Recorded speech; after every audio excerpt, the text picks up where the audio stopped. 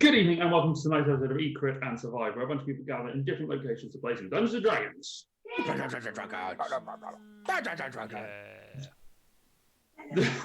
Ross. Yeah. As you can see, we are short one Matthew. He will be joining us later. He has been at work because he can be at work. That was so long. No, it's a strange concept. We were also due to have a guest tonight. Ray Mayhem was supposed to join us this week, but unfortunately she had to cancel for this week, so postponed her joining due to some personal stuff that's going on. So she will be with us at some point in the future. We're just not sure when. Discussions are ongoing, so if anyone is joining us to see that, sorry. But stay, there's a D&D stream happening. Yeah. So you can follow us. You can follow us on @EatCritSurvive is our Twitter. You can go on to Facebook. Well, we have it on Facebook as well if you want. Also on YouTube is our channel where you can find out what's happened on this campaign previous. And the best place to find all our live content is every Friday night here, British summertime or GMT, depending on what the time zone is at the time of year. Yay, farmers! Yay, farmers! Also, if you got Twitch Prime, don't forget to subscribe. And even if you don't have Twitch Prime, subscribe anyway. Still subscribe, but you can't do it for free, sods. Use real money. Use real money. And you can do that by, you will get the benefits of the nice emotes that we have. Nice emote. It is a nice emote. It is. I think the button's in this corner? Down here somewhere. It's down there. Down that way. So yes, that is all the news and stuff we have to do. How is everyone? It's been a week. How is everybody? Good. It has been a week. Yeah. Yeah, as you may have noticed, at least 3 of us have had haircuts. Oh yeah, I've had enough for 2. I get the wife to do mine, so you know. Yeah.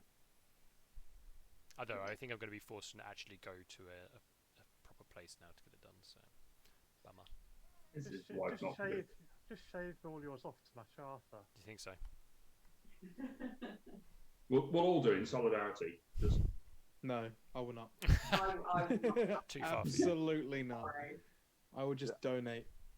There's a picture of me on Facebook next to Phil and Holly from this morning with a shaved head. It's honestly embarrassing as all hell. That's going up on the Twitter feed. Hang on a minute. that's it. So, with nothing else that we really want to talk about, No, we're here to play and roll some dice. and we're all out of dice. No, Wait, not what? play. Any dice? Set out for a dice run. Okay, we'll dice game. So, where we last left off, the Wandering Stars had travelled back to, well, Svartalfheim to find Kafina, had chased her into an alleyway and were set upon by Rakshasas. Having defeated them and then sought out Kafina again after dragon attack in Svartalfheim, you made your way to Hephaestus's forge. After a little bit of time in a cat tavern. It's not really cat cafe, doesn't really work as well, but it's a cat tavern. And you made your way to Hephaestus Forge, where you set about crafting the Soul Prisms, a divine device that used the aspect of the gods to combine into these stores of diamonds and making them as you needed to. Having sought out Lyra, using the scrying apparatus in Gaia's temple, you found her, and then trotted off happily to build these prisms.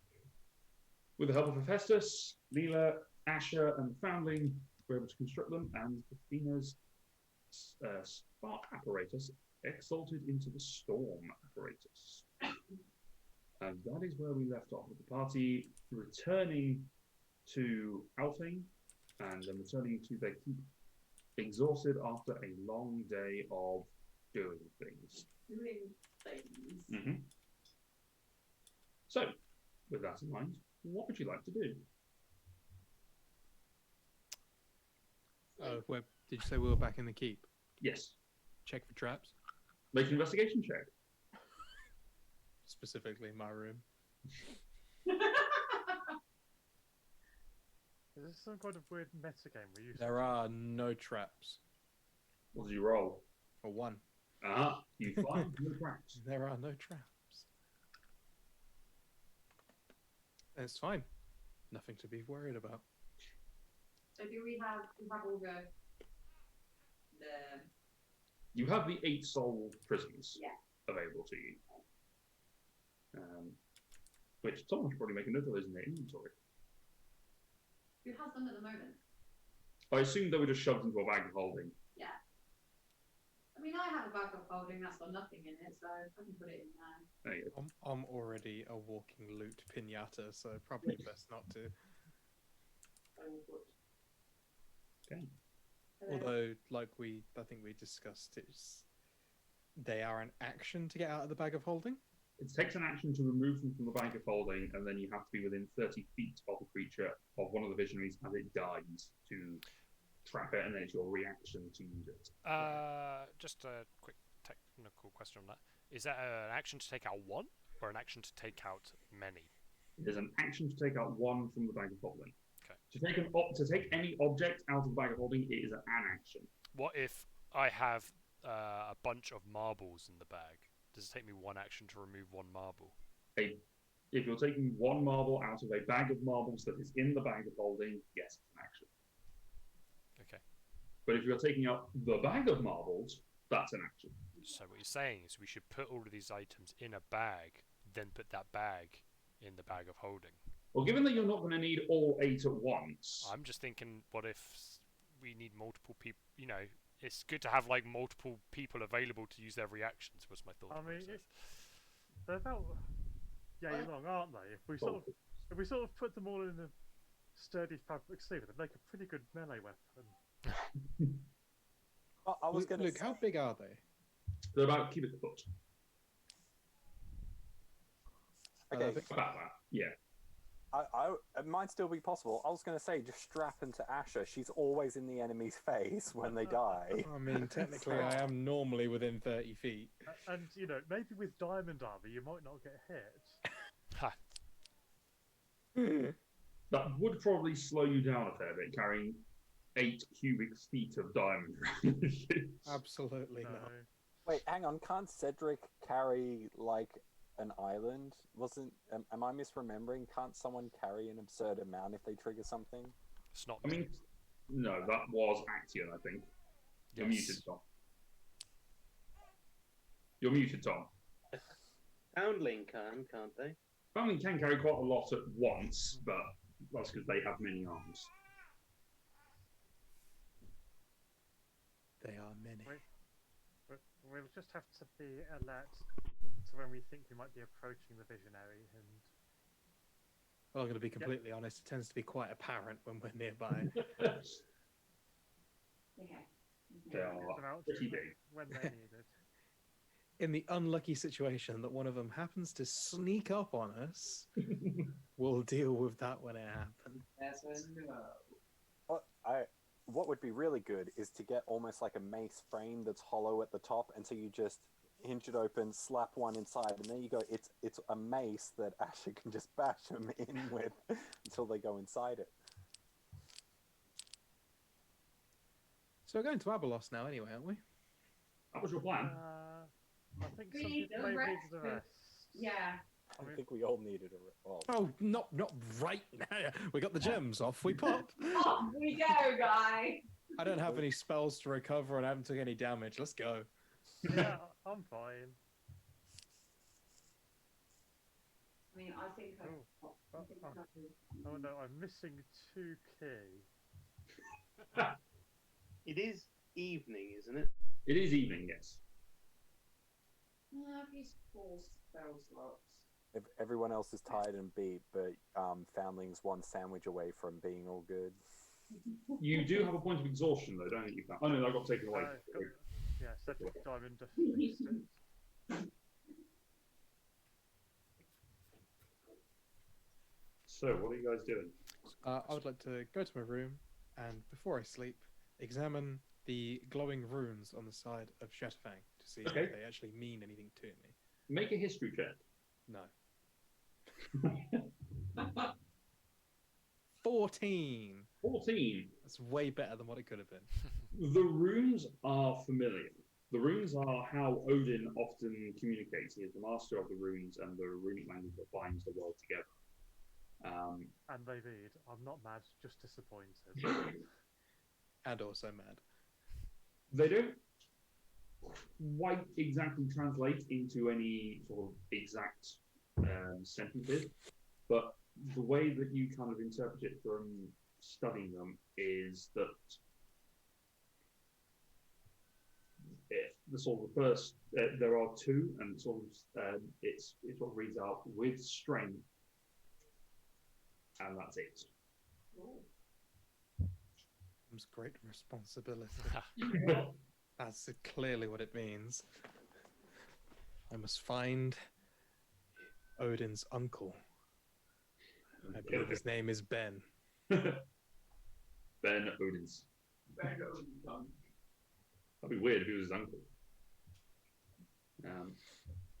But you kind of get the sense that there are a couple of meanings to this. With strength or with glory is another interpretation. We will do both and see what happens. With strength and glory. With iron and fire. Matthew, that's Quick, look behind the screen. Find out all the information. So what do the runes say, Matthew? What do they say? What's in the box? Oh, sorry, I didn't see enough.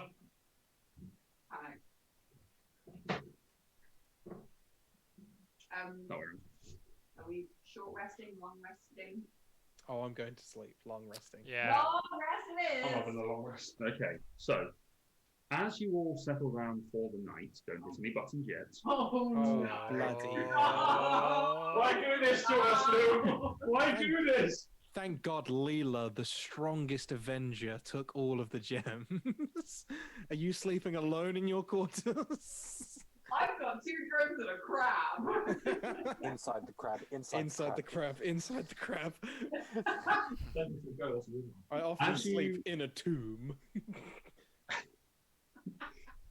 As you take your rest, Kelatar, Leela, Oh! Lyra, and Kathina, you are unable to find comfort and rest as your minds are beset by violent images that mean that you are unable to take upon your slumber. Nightmarish shapes and figures keep coming out at you, snarling out and punching into your face. What have I done to you?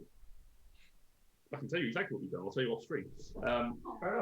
So the 4 of you Who was hit by Rakshasa? shut up, Con.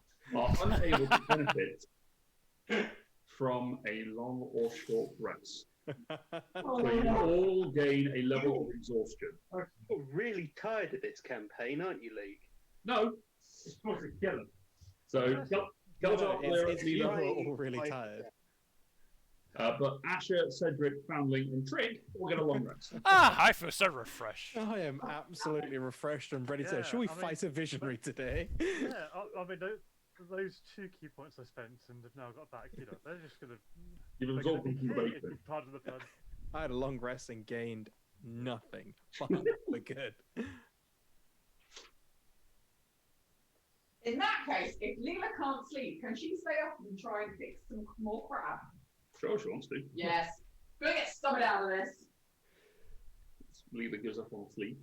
You can. How much did we say that you did over those difficult rests? It was just. I went from 79 to 106. I think that was in. So. It's I rolled 200 for hit it. points, I believe. We'll say over the course of a long rest, you manage to restore it back to its full hit points. Your smithing talents that you're used to definitely don't. But you've now become used to from you'll get from the best of Admiral. You're now in a good position. Yeah, it's not really warm. You had dinner about an hour ago. Soz. But it also keeps Kafina up because you and Kafina share a room. Do we? Yep, because there wasn't a room made for you when Asher got this Oh, tower try commission. and work quietly. It doesn't matter. Kafina's not sleeping either. Yeah, honestly, at the moment, Kafina's probably at the dining table eating jerky and ale. Is he drinking it all? No, everyone knows you shouldn't feed halflings after midnight. Ha. I already transformed though. So, that is now your third long rest since you were told that you had 3 weeks Lovely. before the great convergence of things came about. Do we think, personally, does Asher think that by killing another visionary permanently, whether that would still extend the time, or are we just in crunch time right now? From your understanding of what Athena explained to you before, that killing a visionary and having it reform did significantly slow down the rate of progression, and it extended the time by roughly a week or so. By removing them completely, that's probably going to be a fairly significant detriment to their plan. It's comforting. Talk amongst yourself for a minute whilst Matt's on the microwave. Beep beep. Actually, at that time, Asher is using Kafina's new invention. And Finally, we learn how this castle can always have food ready so quickly. Everything's microwaved. I want the Back to the Future microwave where you put a tiny disc in and then it rehydrates it to maximum size.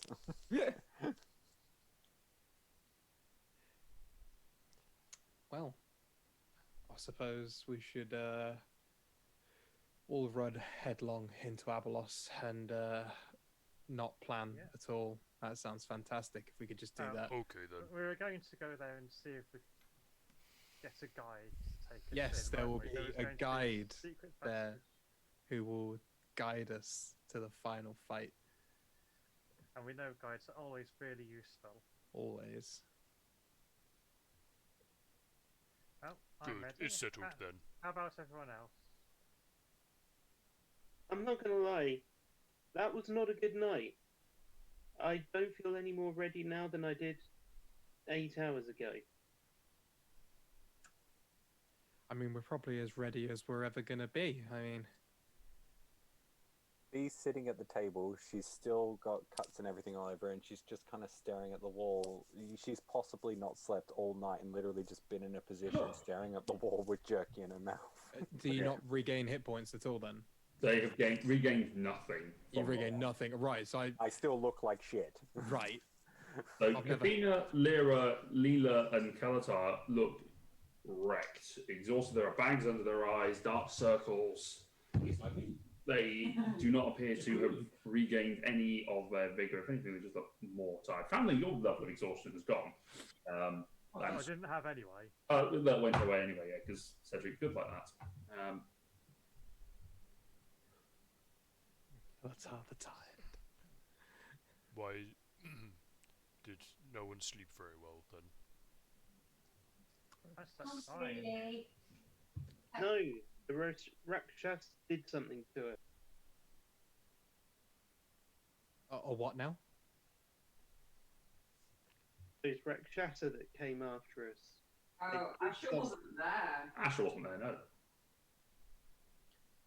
You avoided that one. Given my role when I found out about Rakshasas 2 weeks ago, would I have known that this was going to happen? I would say that it's now come back. You were a little distracted in the moment, but thinking about it now, make a history check or an arcana. I'd say this is a new roll, because why not? At disadvantage because you're sleepy. Sorry, history or Arcana, whichever you prefer. I'll go with that one then. I see your hand raised. I will come to you when I've got That's why I'm this keeping my hand raised so you don't forget. Who are you? I'll go with the history check. 17. 17. There have been stories of those who have fought a Rakshasa and taken the claws have had difficulty sleeping for a few days. So much so that after 6 days, they died. It's quite some levels of exhaustion. I'm sorry, what? Yeah. But that's all you know with that roll. Too tired to focus. Yes, Leela, what was your question? I don't know if this is any difference, but like my neuro-adaptable headgear, my thoughts cannot be read and attempts to detect your presence through consciousness fail if I spend an energy. Means absolutely nothing. I thought if I spent energy, I could get like a few hours sleep. No, okay, just checking. Nope. Do I Does give us think, info. given that information from Kelatar, that they are like poisoned or? Make a wisdom check. Wisdom check. 19. This doesn't seem to be any poison that you have ever come across.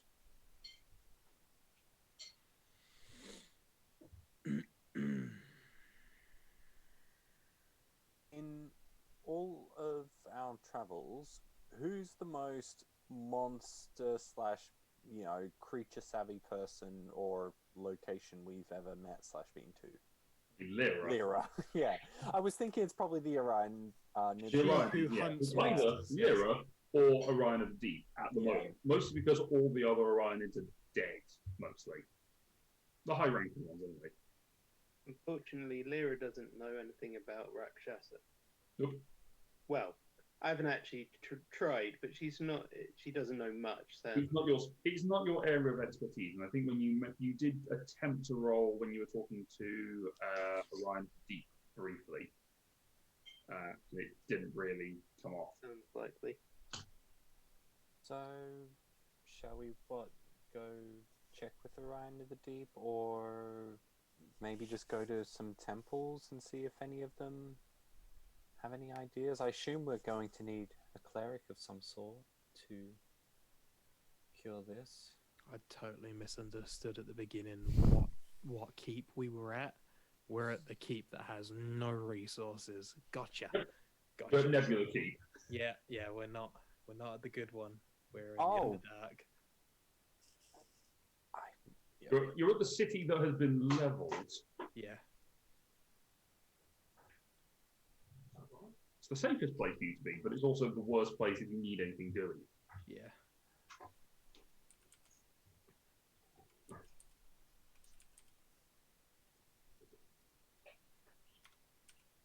There is also the question of if you are going to try and find Orion, how are you getting there?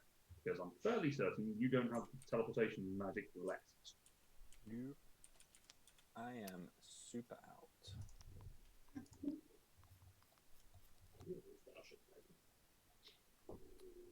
What teleportation said? Might have pissed off the last cleric we asked. So. If only you knew another high-level cleric. Hey, I'm not going to speak up for someone who isn't speaking. I did wave a second ago. Sorry, is there something that you need help with? Anyone? Oh, you see, Cedric, they can't sleep. Oh. Is Okay. there a fungus that could help, maybe? A natural remedy? Maybe. Have you tried counting sheep? Always, every night. Cedric, I think we're sort of cursed or something along those lines. You got anything for curses from creatures? I don't know. I don't understand this. Kelatar's the one who knows it best. Do I have something for cursed creatures? Boy, wouldn't it be good if I do have something for cursed creatures. Well, for for people who have been cursed, yes.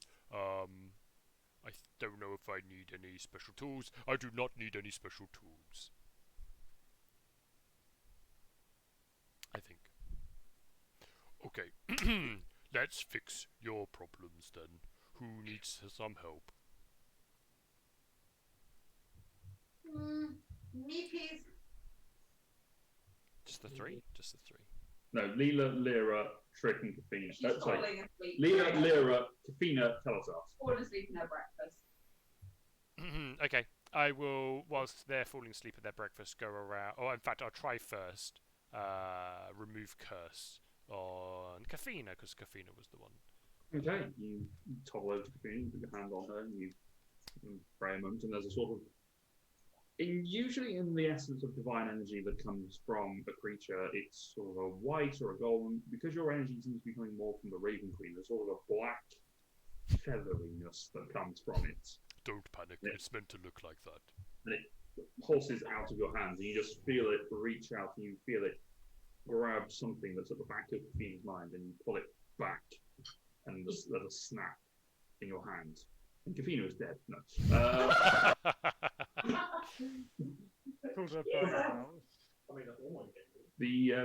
You feel that tether has gone. The fog that has beset your mind, Kafina, has lifted somewhat. So yeah, just back to my regular fog. Cool. Mhm. I think that's worked. I don't know. I'm gonna try going to sleep, I guess. And she just walks off slowly. She's not in a very up mood. Mm-hmm. Okay, I will continue to go around and do that for everyone else then, in each in turn, using my 3 level 3s and 1 of my level 4s. Okay, you cast the remove curse spell and remove the curse from each individual. Hold still. Hold still, please. So you are still exhausted. You still need to have a long rest first. No. And I take 4 hours to do that. Plus 4 hours of light activity, remember?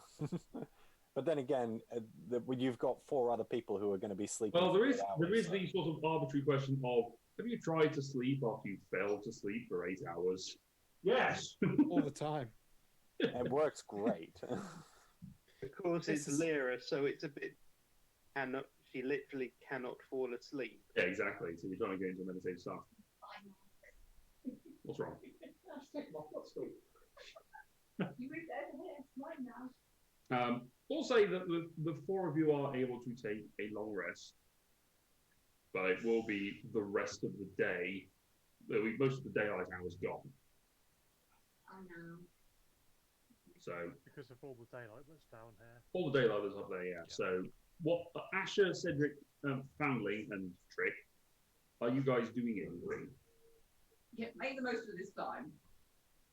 You have 8 hours to do stuff. Fill it with song. So does that mean Lyra and the others can take a long rest? Yes, they can take a long rest. So we're down in Variety, yeah? You're up in. You're up in. We're up in. No, you're not down in Friday. You're up in. What was the name of it? I can't remember the name of this one elven town. Make it up. You're up in your keep. You're up in the Nebula keep.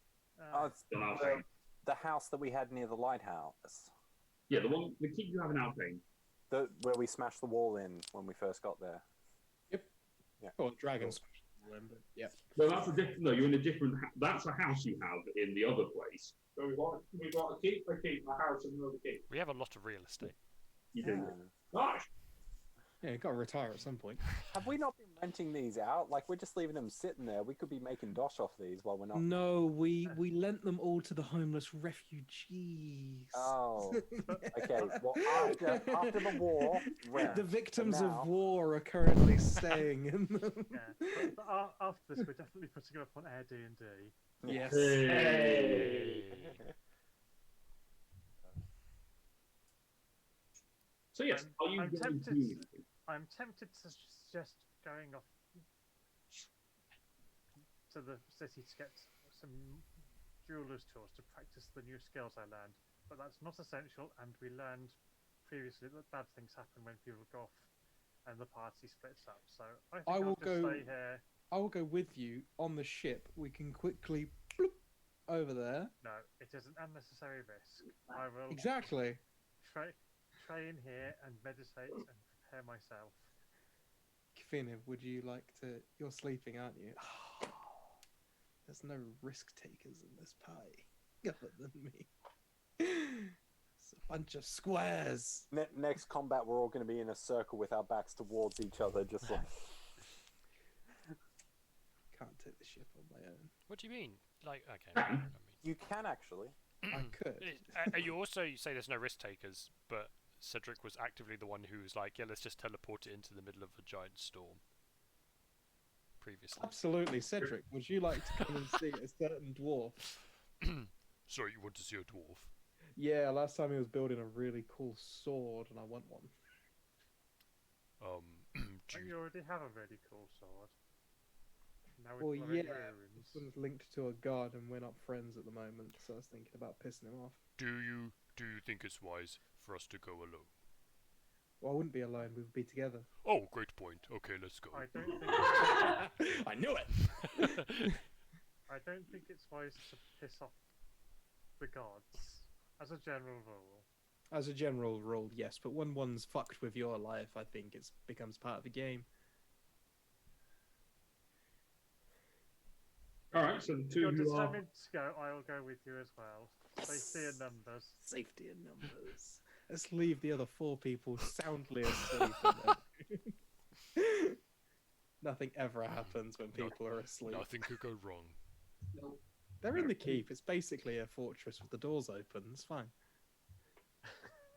I've watched with the doors Have open, we it was ever like a- locked this door? I don't think anyone has ever even shut it behind them. We just leave. It's basically just like, got a cloaking device, you know, nobody can find it. I quickly just go and take some diamonds out of the storage we have upstairs. Okay. Just in Out of case. the diamond vault. Yes. That sounds so cool. We have a diamond vault. I don't know anything else. actually- Just diamond vault. A vault actually made of diamonds, where we just store more diamonds. Okay, then. So, the 3 of you make your way to the Blaine in your, airplane. Where are you heading for? Suppose we could pop in and see if Gerenalis is there as well. Do you, Okay. you have anything to say to bother him without? Well, I'm pretty sure every time we've come here, Lyra has tried to at least have a quiet word. So you're going to be here for 8 hours. Maybe he would like to take a trip down and say hello. It's more of a cursory offer than a chat, just to let him know that Lyra is home for the next 8 hours and maybe a minute. Maybe we should do our shopping first. Absolutely. Even if he wants to visit, I doubt he'll want to come shopping with us. Oh, no, I wasn't going to offer him a ride. He can make his own way. He's a very powerful man. I don't think kings have sanctioned rides on Illithid warships.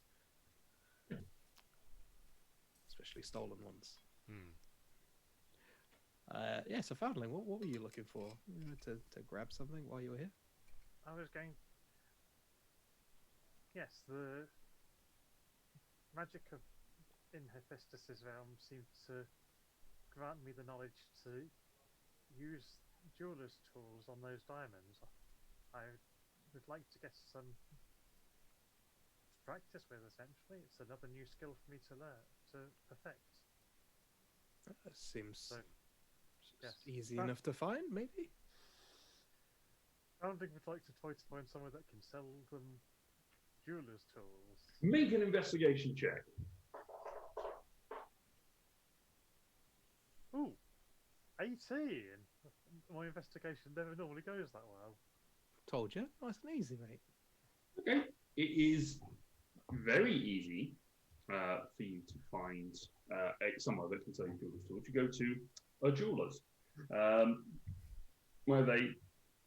This one is a sort of a school of jewelry and stone crafting that is run by a couple of elves who are more than happy to part with a set of jeweler's tools for the low price of some gold.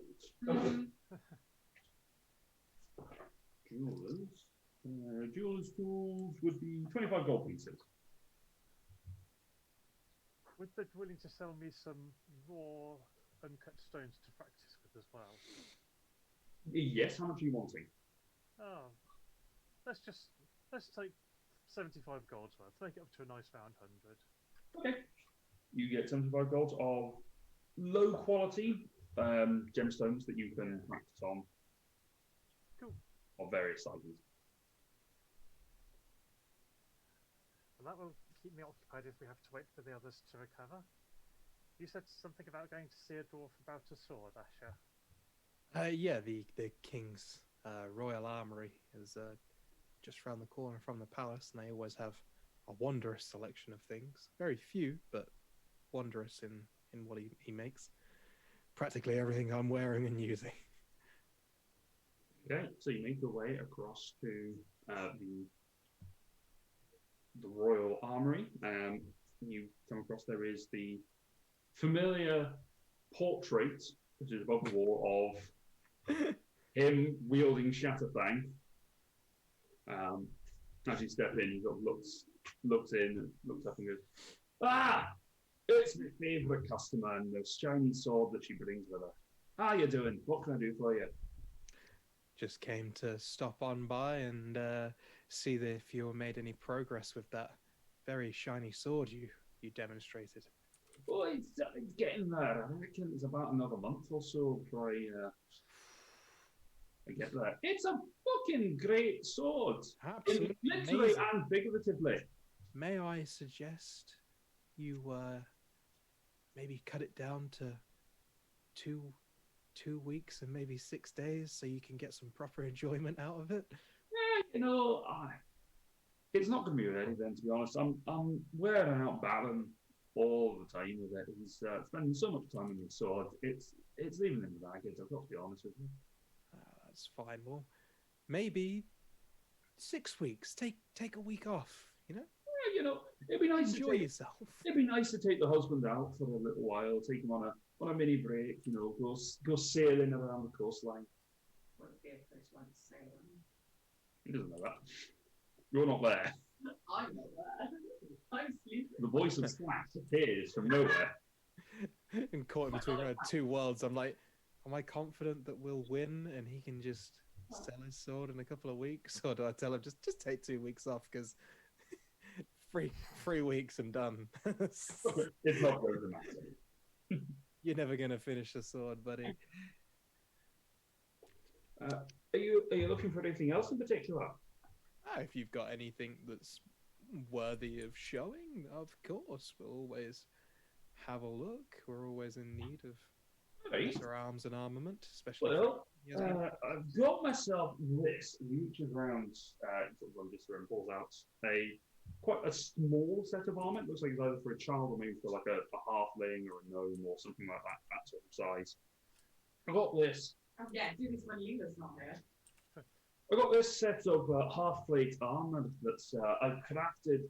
There's problems with half-plate armor that you find sometimes is that it clinks and it rattles and it's not particularly good for stealth missions. But the king's commissioned for some armor to be made out of mithril.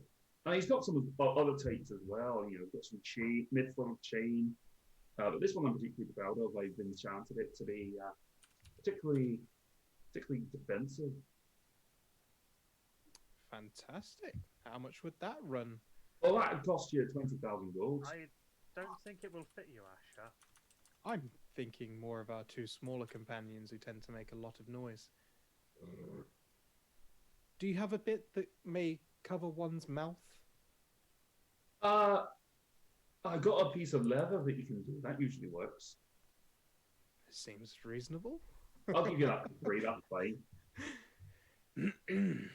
Yeah, put that on the table. That's absolutely fine. Are you looking for blades or anything else in particular for your giant friend here? Foundling, Cedric, are you looking for any arms or armament? Well, I may have a spare arm for a blade or some other weapon. What sort of blade do you use, customer? I'm sorry, I don't know what the correct pronoun to use is. Just call me Foundling. Foundling, fair enough. and I'm proficient with all weapons. Fair enough.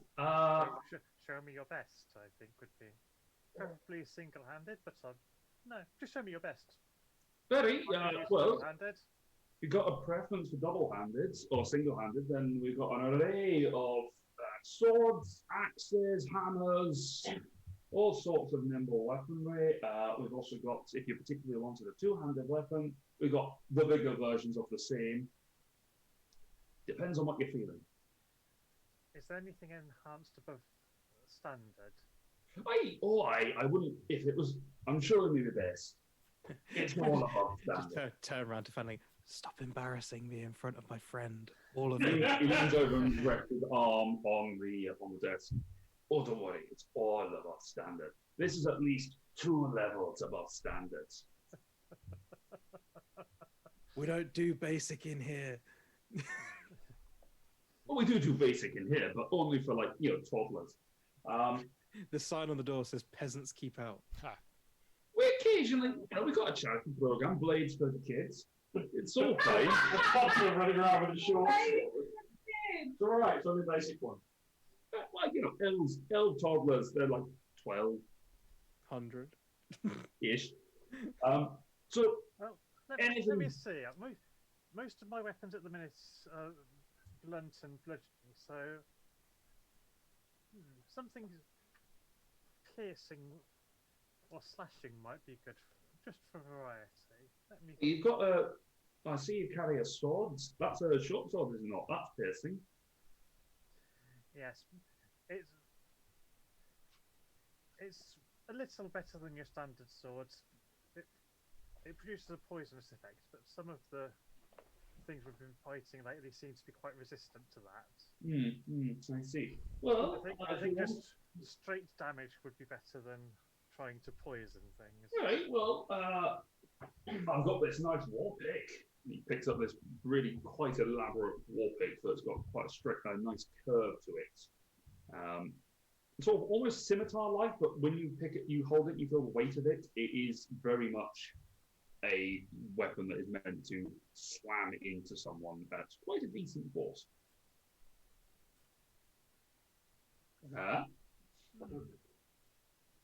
You also notice that as the dwarf is sort of doing this, to stop himself from having to get down, he's actually got a little runway that goes around behind the back of the counter that he sort of scurries around, picks stuff off, and then comes back to you.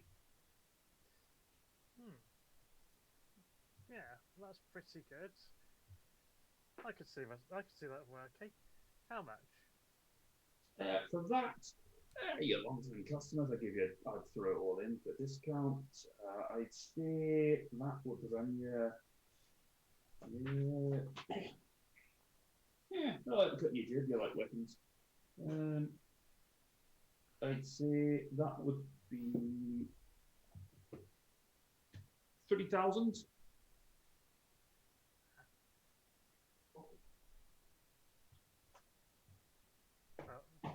Asher, you have the bag of money, don't you? I do indeed. Would you mind? Absolutely not. How much is that total? No, 23,000. 23,000 total. Cedric, would you appreciate an additional weapon, or are you happy with I'm quite kitted out, to be honest with you.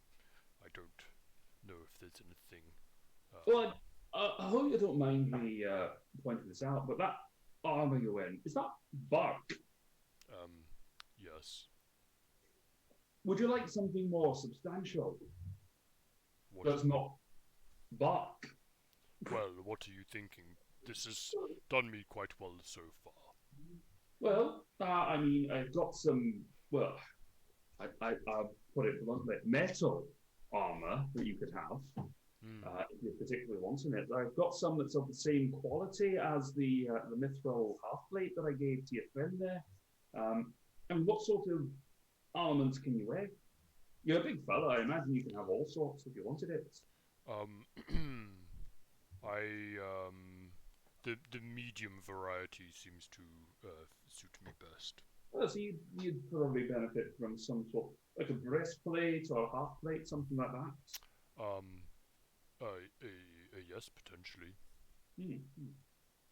Do you have anything like that available? You know, I do.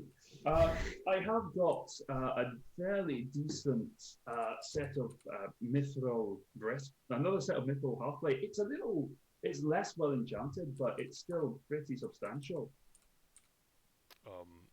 When you say less enchanted, Oh, it's still enchanted. Don't worry. It still has a benefit to your protection. You've crafted it with care, and you've given it that little extra protection on it. But that shit's better, but smaller. It's a plus one mithril half plate set. What is the buff? Mithril is 15 plus dex. So 16 total. Plus your dexterity. Plus one. So yeah, 15 plus 1, yeah? Yeah, what's your dex modifier? Plus 1. No, so it'd be 17 for you. Oh, 17, okay. That would actually kind of... well, you see, right now I have something that offers, this spark armor offers something of the same protection level. Oh, fine. It does have a risk of bursting into flames. It does have a risk of bursting into flames. How much is the mithril armor? For that, I'd say kind. 10,000. 32,000 total. Would you would you offset some of the cost if you took this armor from me? I'd go half price. Swap that for this. I'd go for a 5. 27,000 total. There's a calculator in the room. Yep. Good maths, fella. Good maths. I have to do it or I forget.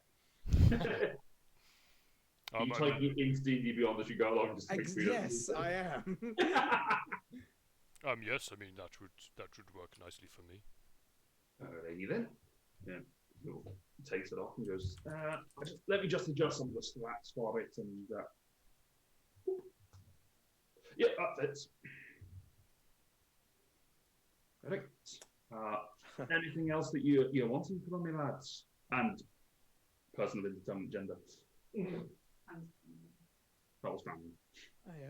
I believe that could be all for today. I suppose you could point me in the way of getting some sort of religious scrolls. Yes, if you go that way, you see the Temple of Odin. That's where they sell that shit. Yep, thought as much. I put 150 pounds of diamond.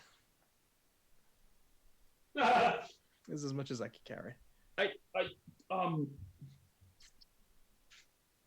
I'll say yes, and he slides £2 back to you. Your change. Thank you very much. I always like to treat you because you treat us so well. Yes. Do you know? I'm going to go book that tour around sail around the. I might do it around the whole bay. Why not? Oh, actually, there is one thing you might be able to help with. Yes. That diamond. Are you able to crush it or have anything like that? Because you might have the tools around here to do that. We were just at the jeweler's shop, Cedric. Oh yes, of course you were.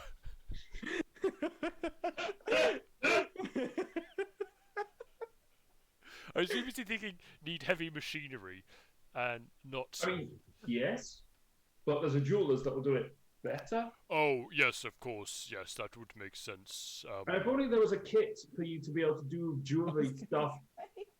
Foundling just brought the kit to do it. I was we were trying to give him business, I thought, so I was... I mean, I wouldn't charge you for crushing a diamond. Well, Cedric, apparently we're going to do it ourselves. Alright, fine. Thank you for your time. Day. Bye. Have fun on your holiday. Oh, I will. Well, and you know, don't die without me being in the vicinity to take that sword off you. Oh, I'm sure it'll find its way. The door closes and wander off. So, what variety of war pick did I get? You got a +2 war pick. And I point blank refuse to buy anything from the Temple of Odin at the moment, so fuck the scrolls, we'll do it live. I don't need another scroll of Circle of Power. It's just the being within 30 feet of an exploding visionary thinks that I should probably want the advantage on the save. You don't know. I do know. I've been hit with, I don't know, all of them. You have been hit with all of them. Yeah, what flavour of explosion would I prefer? Is You know, the cold one doesn't hurt you, so... anything but the fucking void visionary. Oh, yeah, that's the nasty one. Make a cold save. Make a wisdom save. Make a Yes, be on this plane save. yeah. Hey, You fail 2 of them, you get yeeted somewhere. You die. And die, usually. yeah, you fail of them, you end up in Olympus. Yeah, 2 of you end up in Olympus, and then you'll go talk to Athena and have a tea party. And then you become a goblin. As we walk away, Foundry's going to go to Asher. Did he play? He's going to get your sword if you die. Yes. Yes, if I die, he can have the sword. Okay, I shall remember that if it comes up. Oh, don't worry. He will never forget. If you hadn't noticed the giant tapestry, I let him have Shatterfang for but a few hours. Yes, Lula. How big was the carpet? It was 6 by 9. It was the big one. I would just like to politely inform King Gerenalis of our short stay, and that the entire party is currently sitting in Viblaine. Okay. Viblaine is where you are. You're in Van Thalda. Van Thalda, that's the one. Okay. You get to the guards and they say the king is in session at the moment. You're welcome to wait if you have a message you'd like to speak to him directly. Sure, I'll wait. Pastoral Very well. touches and all. We'll send a message. We'll get the page in to let him know. Boop, boop, boop. Not that kind of page. But about half an hour later, another different guard approached the head on the door and says, if you would like to come with me, and lead you into Gerenalis' throne room. Gerenalis is sat on the chair, just sort of head in hand, just looking a bit tired, but seemingly all right. I bow slightly as I walk in. He nods to you. Welcome, members of the Wandering Stars. How are you all? I'm very well. Cedric, Valley, you well? Yes, quite. Yes, most of us are Well, fairly well. So some are recovering from the effects of a previous battle at the minute, but there's nothing too life-threatening. No fatality. No. Not this time round. Well, many if you count the enemies. I like to hear that. He sort of straightens up and strips his back and just get his shoulders click as he rolls them back. How are you? You seem to be feeling strained. It's this damned war. We've just had a council meeting with the council scry, I suppose, with the armies that are setting onto Child Point. Rambay says that they're within a day or two of setting down. Their ships haven't been destroyed, which is good. Thanks to despite a simultaneous shark and sea monster versus mer people on seahorses. Oh, I see Trident upheld his end of the bargain. Triton. Triton. Fuck! Thank you. Wielded a trident, but He had a trident, but it was Triton. yes. and he What really kind of tried. man does that to their kid? Actually supposed to be Ariel's dad. Can you imagine if you're a fighter, you have a kid, and you call him Sword, and his sword has a sword, and it's like, come on, that's just mean. Like, yeah. So they're due to be setting down, which means that we'll be dispatching our arcanists and some of our fighters as well within about 3 days or so. 3 days. Well, I merely wanted to personally pop by to say that we're all there, including Lyra Lair, and I think that she would appreciate a friendly face. That is all. And he looks somewhat sheepish at this point. Yes, social niceties, of course, must be observed. Are you heading back to your keep now? I am, I believe. We've got everything we need. May I accompany you? Of course you can. You're the king. You do whatever you like. I believe if I say no, I'm legally allowed to be killed. So absolutely. You're not driving though. I don't worry. I would not kill you if you were going somewhere other than your keep. It's fine. But I have no more business for the next few hours, so I can come along. I can say hello, rally the troops, and so forth. And Of course, everything we need right now is an inspirational speech. well, if you think so, I'll bring my scriptwriter along with me. He can. Oh, absolutely! I would love to. Me too. We could have it over supper. Yes. Make a deception check. Both. Fun. I'm being genuine. Yeah. I was gonna say, like, it's hard with Asher to tell if she's ever being sarcastic. No, it's hard to tell with Connor if he's ever been sarcastic. 11.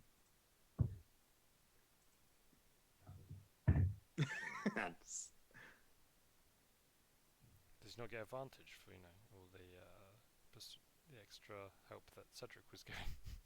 Mm-hmm. Yes. Yes. No, please. What was your role, Cedric? Oh, did I actually? Sorry, I didn't realise I was actually rolling. I was like, "There's no way I'm." It's got to be high. It's not gonna be though. It's got to be high. 4. Roll a 1. So, Oh, well, all right. If you think that such a speech would be approved, I'll write something on the journey. Absolutely. Please. Make sure it rhymes. Yes, our rap battle with Apollo. That was. But you took part in a flighting. That's yes. I'm not going to flight you. I would be afraid of shaming you before you went off on your journey. I wouldn't worry too much. We laid some down with the best of To the be business. more accurate, Kellis had it. Absolutely. That was it his all Kalatar. moment to shine. And shine he did. If you're ready to depart, then I will accompany you. Of course, let's go. He sort of reaches, grabs himself a cloak, wraps around. He's got a cloak hanging about his throat.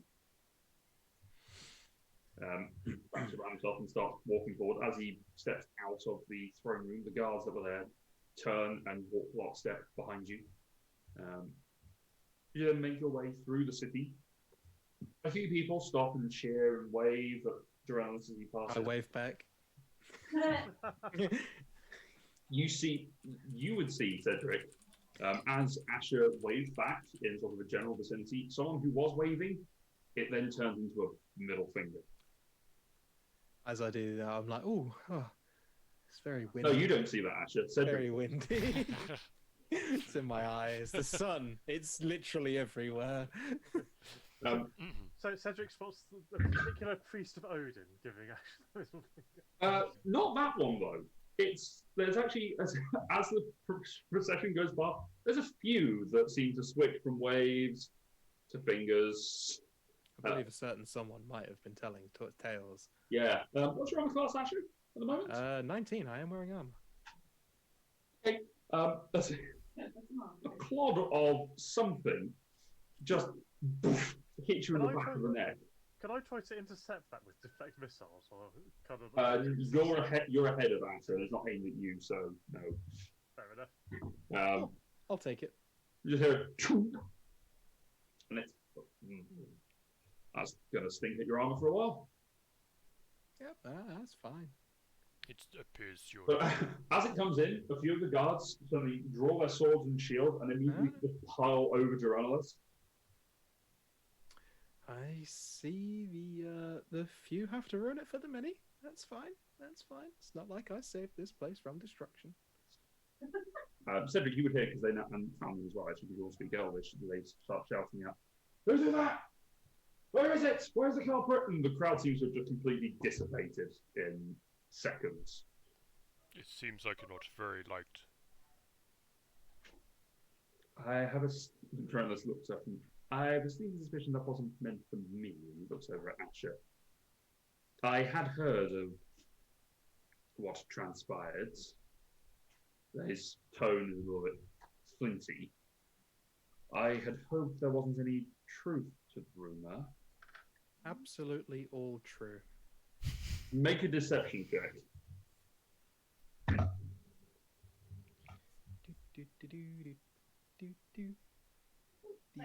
Deception. 11. Why is it with 11 on deception checks? Jesus Christ. He looks at you and let's see. I'm a vicious, cold-hearted bitch who does not love anyone at all. Yeah, she lives here, honey. I didn't realise. Quite a well-respected person of the community. I understand. But as you make your way through to the keep, Geronilus does sort of rest a hand on Ash's shoulder and cast prestidigitation just to get the smell out. Yeah. I spent 2 weeks in the Shadowfell. I'm fine. Yeah. You get onto your blimp. You bounce back to the keep, and the party half the party is still asleep. Lyra and Kathina are coming to the end of their respective trances. I invite Geronilus in, offer him a seat, feed and water him, and just go upstairs to my room. Yeah, you head up to a room. Geronilus is sort of just sat there, just having a conversation with family and Cedric. Because Lyra, you come out of your room. Geronilus is at the table. Well, we have a brief moment to chat. We'll fill Geronilus in on. We think we can kill the visionaries. We're going to go and try and do that now. Yes, yeah. He's concerned about what you're planning to do, but he understands that it is necessary, and he trusts that you can handle it. As I exit my room or enter the room where all these people are, I will bow. Please, I'm guessing you're home. Don't need to worry about this here. So, as you say, how are things here? Oh, we've Fanthala's had a bit of a rebuild, and we're doing relatively well. My natural brother is helping out quite a lot with that. We're getting our mages and our army ready to go. We haven't got as many as I would like, so we're trying to deal with everything that's happened here. But we have a few thousand elves ready to go at a moment's notice. Squadron of mages, maybe 50. Should make all the difference. Impressive. I'm pleased to hear it. And how are you? I hear that your plans at least are proceeding with a pace. Yes, they seem to hit a little stumbling block last night, but we seem to be past that now. Good to hear. Sorry, I didn't. But that's good to hear. But you're past it, I mean, rather than not that you're past it, but you know what I mean. I do, yes.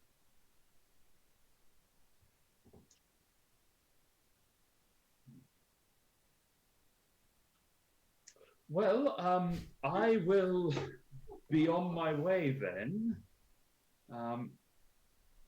It seems that half of your group aren't here for the rousing speech. I'll write it down. I'll send it back to you. And you can read it out, and you know what my voice sounds like. Yes. Well, I'm sure we will all take great comfort and inspiration from it. Yes. You would be welcome to stay longer, but I understand you have responsibilities. I do. Trick, was it? Yeah, that's me. Family and Cedric were telling me that you had gathered some intel on one of the cities that we were going to be invading at some point. Yeah, I've been staking out Nexus a bit. Got a little bit of information on that. Would you care to join me and we can discuss that and then pass it on to the War Council when they're reconvened in a few days? Sure. Yeah. I'll come along. Okay. Are we okay to teleport out of here, or do we need to step outside? I understand that teleporting out of here is not possible, so Oh God. the other way. Not recommended. In which case, Wandering Stars, I would say good luck. Thank you, and to you. Indeed. Don't die. We will try. Good. And maybe we'll link up again with the army. I hope so. 3 days, remember. 3 days. We should do so. He nods and inclines his head and turns on his heel and leaves. What's going on in the gift chat? Nothing. Tell you what's true. He leaves, taking the trick with him. And thus dealing with the 2-character problem. Leave us on that. What was it, Patrick? I'm gonna stealth along behind. I trust Journalist, but I'm just gonna make sure he's actually teleporting and not trying to steal the blimp. Okay. You follow Journalist out and Stealth he for is... me. Make a stealth check. Wait, Mom. What's Trick's passive perception, Tom? Not a lot. It doesn't matter. I'm on a natural 1. Yeah. As you sort of His as passive perception is 17. yeah. So as Journalist is sort of Rounding's walking not out, used to going so slowly. they close the door. They close the door behind them, and as Foundling opens it, yes, Foundling, was there something? No, just going for a stroll while I wait for the rest to wake up again. But very well, very well. And he steps outside the keep gates and draws his teleportation circle with his gems and vanishes.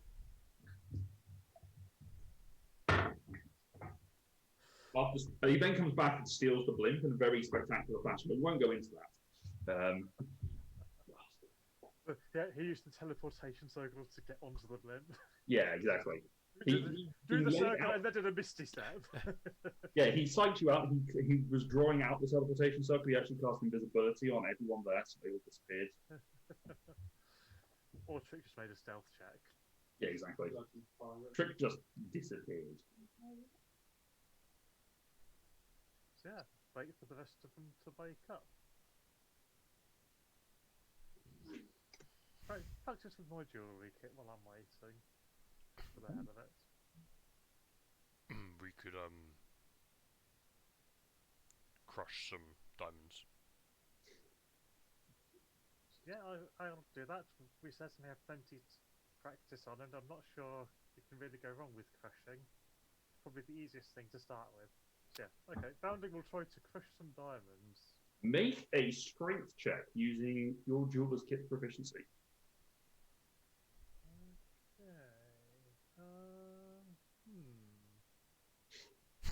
Yes, Luke did just say words. No, D20. I was thinking. I was thinking shall I pop my arms out? But no, that would be silly. Be a bit excessive. Overkill. Overkill. So, strength check with my proficiency bonus. Of course, because your strength. Ooh. My strength modifier is 0. Yeah. Yeah. Maths. +5. D20 +5. It's Connor's favourite sum. 21. 21. Okay. You managed to get the what is effectively the diamond edged pestle and mortar. You were able to grind the stones together, and you managed to create a very nice quantity of fine diamond powder, as much as you are wanting. How much do you want, Cedric? Is your power gone, Connor? The lights just died. As much as you can make, really. I need it for a couple of the spells. But in particular, I need, lots of 100 gold's worth. You know how much you need for your spells. I'll just keep going till you tell me to stop. Never stop. I mean, maybe like, maybe 4 or so lots. Okay, Foundling will attempt to do so. Okay, you can make another. It's part of the same process. Yeah. You're able to make 400 gold's worth of diamond. That's good. That boosts that back up.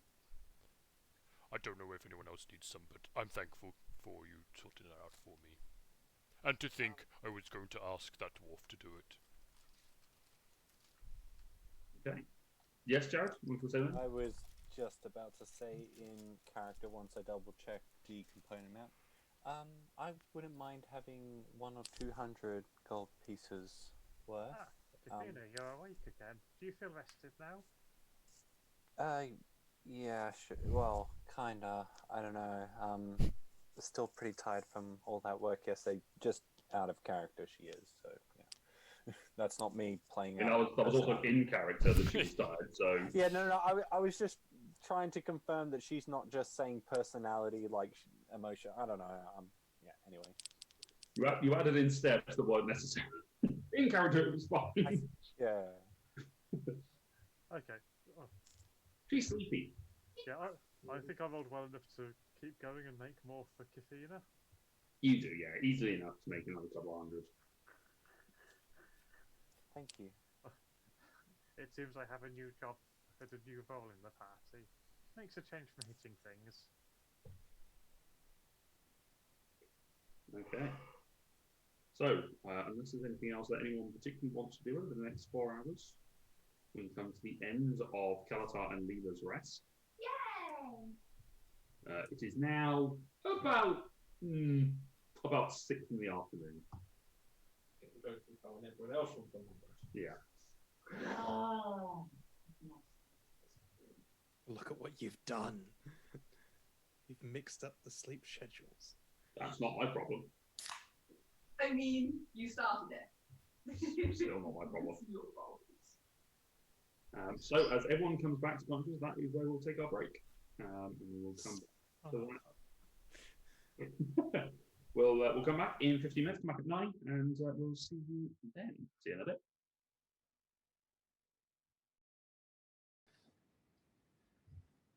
And we are back. So, having completed the long rest, eventually, for some of you, you are now...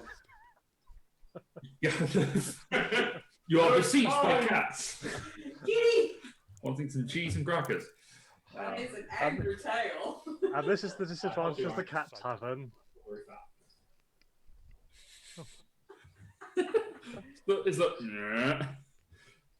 So, Leela and Kalatar, you come down to find the rest of the party. Oh, I feel much better now, guys. Thank you. It's great. Did you guys get up to anything fun? Brief shopping trip, and journalist dropped by to wish us luck, but then he had to go back clean stuff. Nice. And Trick went with him, so Yeah. Aw, didn't really get to say hi. Oh well.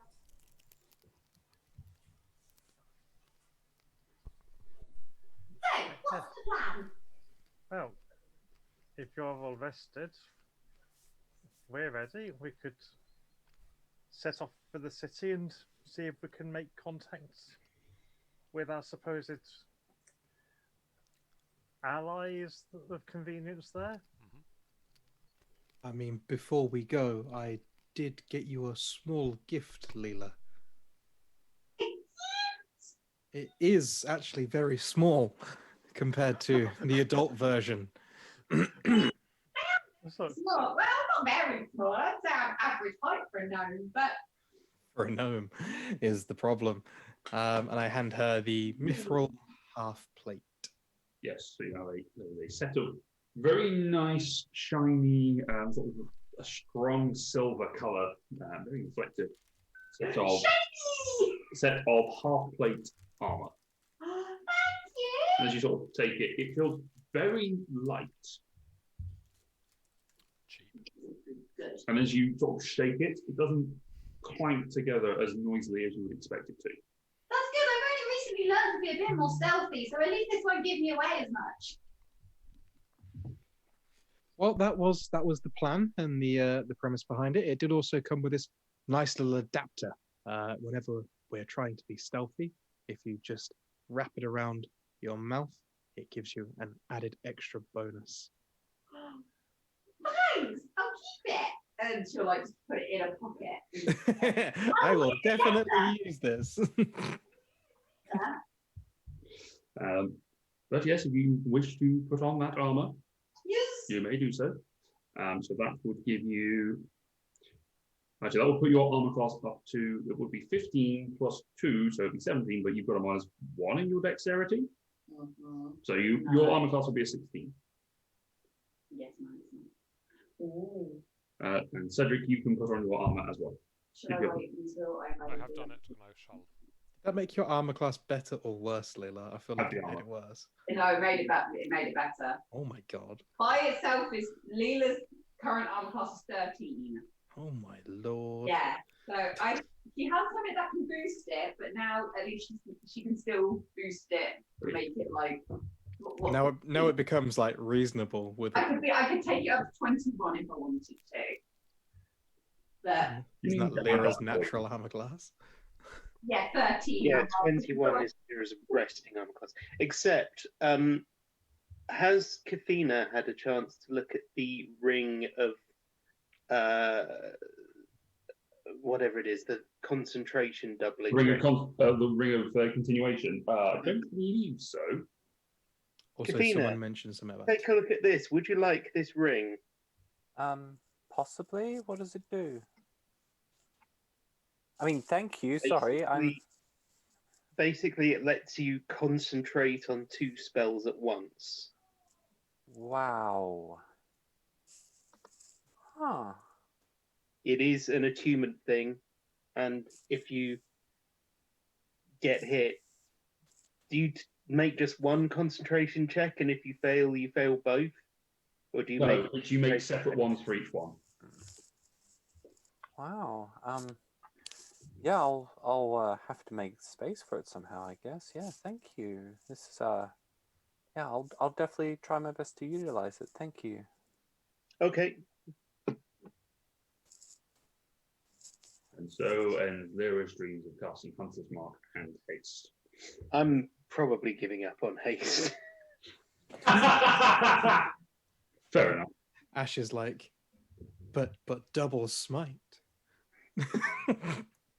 I mean, well, it will be hard for me to use this with. I'm about to make another piece of equipment that I'll need to attune to. I don't know. I might find it hard to work this into my usual. I know it seems like it'd be really good for me, but I mean, maybe someone else will find more use for it. Someone who actually has an easier time using it with, you know. Well, I would quite like it. A lot of my spells do require concentration. So, if you don't mind, I might take that. I will. Yeah. Yeah, sure. I mean, like, thank you for letting me know about this. If I ever think of a really good reason to switch out what I have for it, but honestly, a lot of my concentration spells, they're quite tricky, I would imagine, to use in tandem. Even if I had them, I'm not sure I'd gain much benefit. So yeah, probably be better for you. Okay, I will, as part of this day, unattune from the Star Metal Shield. Okay. Attune to the Ring of Continuation, and I will also re-equip my Quick Equips shield. Okay, no worries.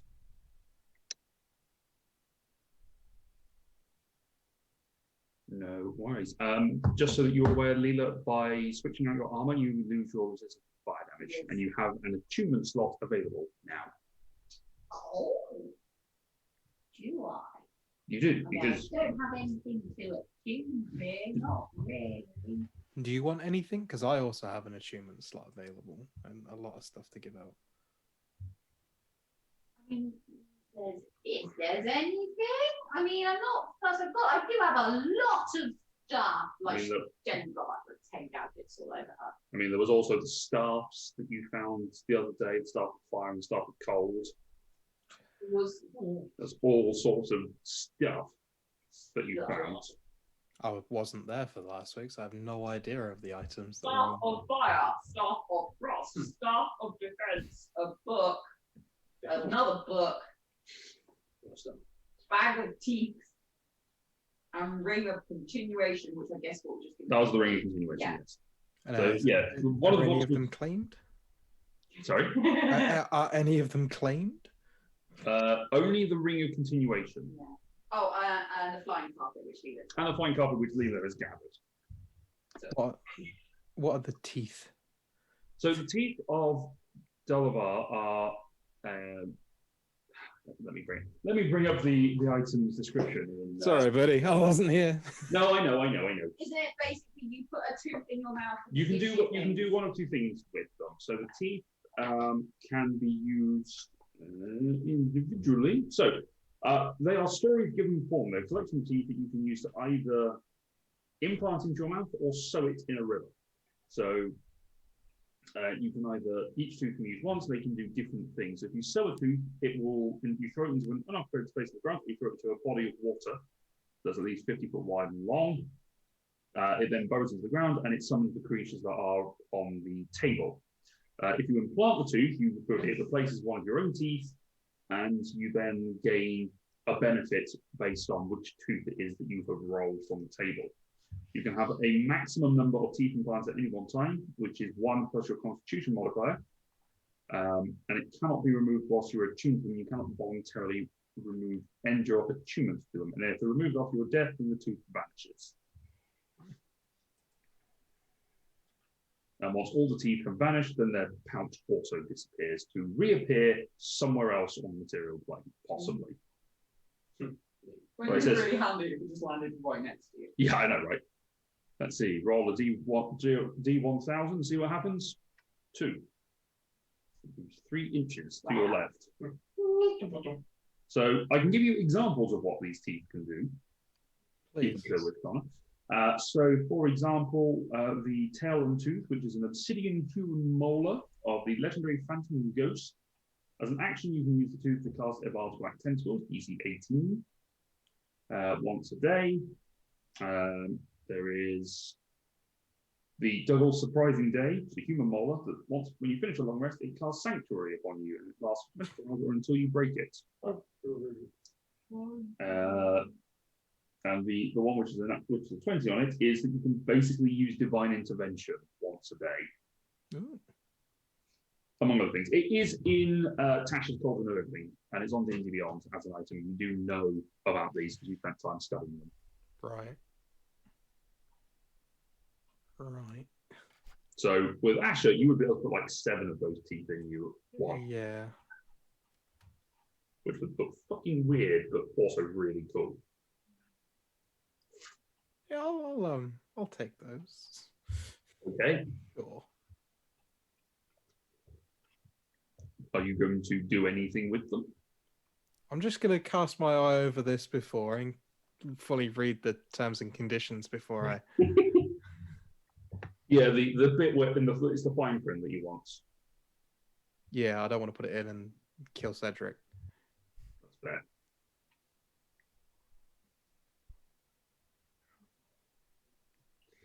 Anyone else want to claim any of the stuff?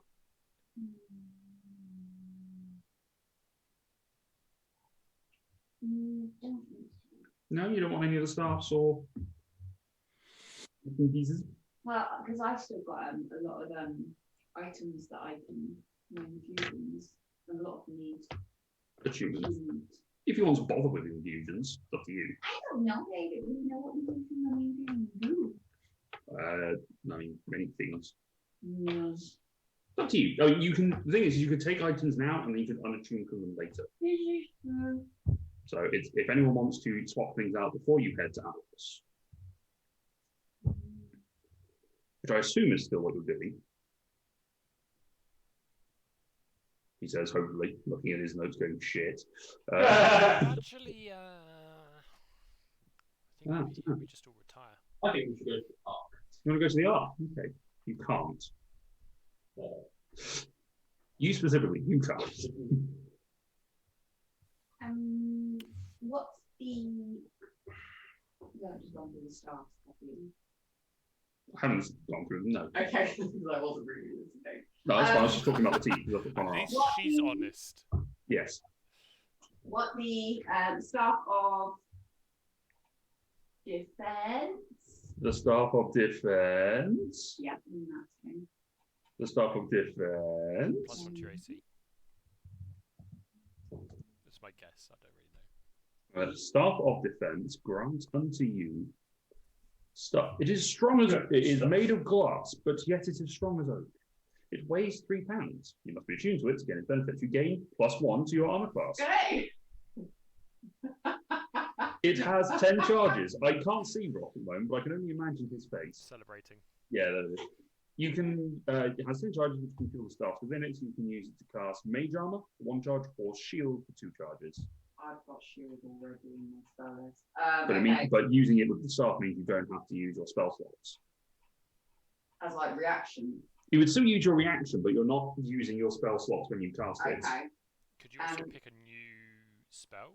I don't know how I did. I picked a new spell. Use. I can summon constructs now. We'll see how that goes. Okay. Might like it. And the only other one, stuff with fire. Fire. It's unsurprisingly. Alan Sugar comes out of somewhere and says, "You're fired." That staff of fire. The staff of fire gives you resistance to fire damage whilst you hold it. It has 10 charges. You can use your action to expend 1 or more charges to cast Burning Hands for 1 charge, Fireball for 3, or Wall of Fire for 4 charges. Again, I got Fireball. Defense. Yeah, go staff with defense. Okay. Let's absolutely smother this AC. Are you saying staff of defense like that because you want me to add it in your stuff for you? Put it in. Okay. Cool. Staff of defense. Okay. You can attune to the staff of defense. She doesn't really have any other reactions, so using the shield as a reaction is probably a good thing. Mm-hmm. Thanks. No worries. Okay then. Anyone else making any other changes to layouts? Nay. All right. So, what is now the plan? What are you guys doing? I thought we were going to the city where the ooze person is and trying to sneak in. Yes, I just wanted you to confirm that is what you're doing. That's what I thought you were doing. I just don't know it. We're almost sneakier now. Okay. Where are you going to put your stuff, and how are you getting there? Don't we have a way of communicating with an ooze person? You have a small ooze jar. And I believe Kelatar has it. Can I tell you have a small ooze jar? What?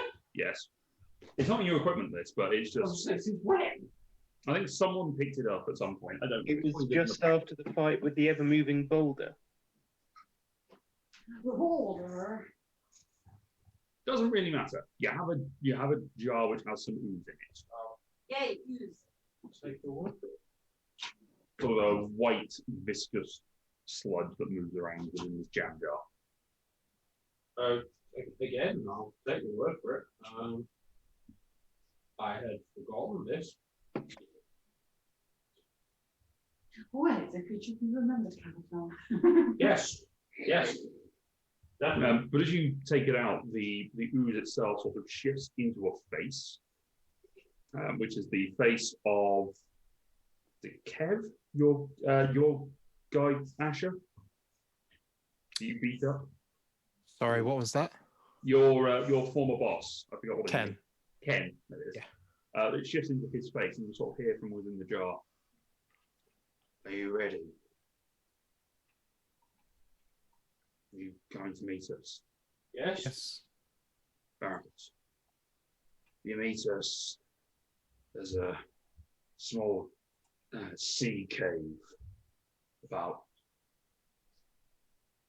quarter of a mile northwest, of Avalos. Meet us there. Northwest. On the Uzi side. Uzi side. Our side. Where Uzi is. Like on his mother's side, but once removed. Ah.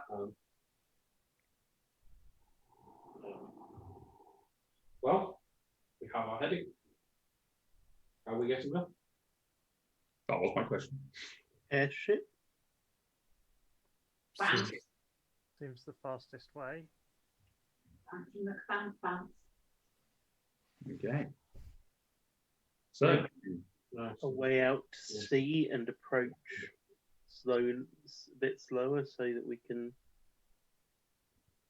try not to gather too much attention. okay. So you climb aboard the ship. The crowd's on the ship. The crowd is on the ship. Okay. Yeah, it's always on the ship. Okay. Unless it's not on the ship. Unless I'm in it.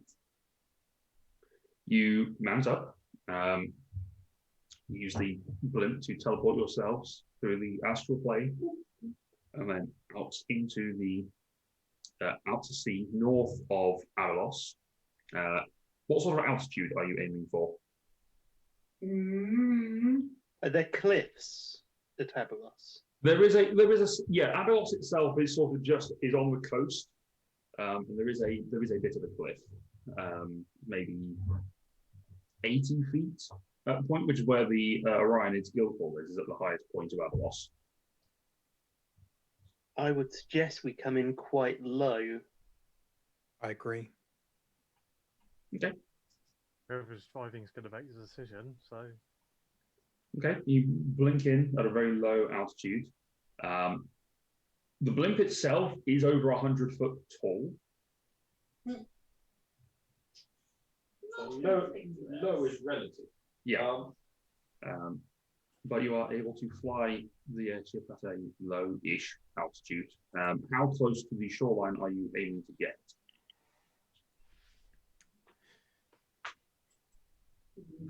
I'm just flying this way.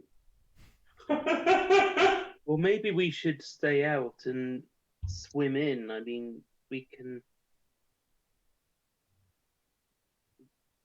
Cedric, you can cast water breathing, can't you? Or can you not? anymore, but I can.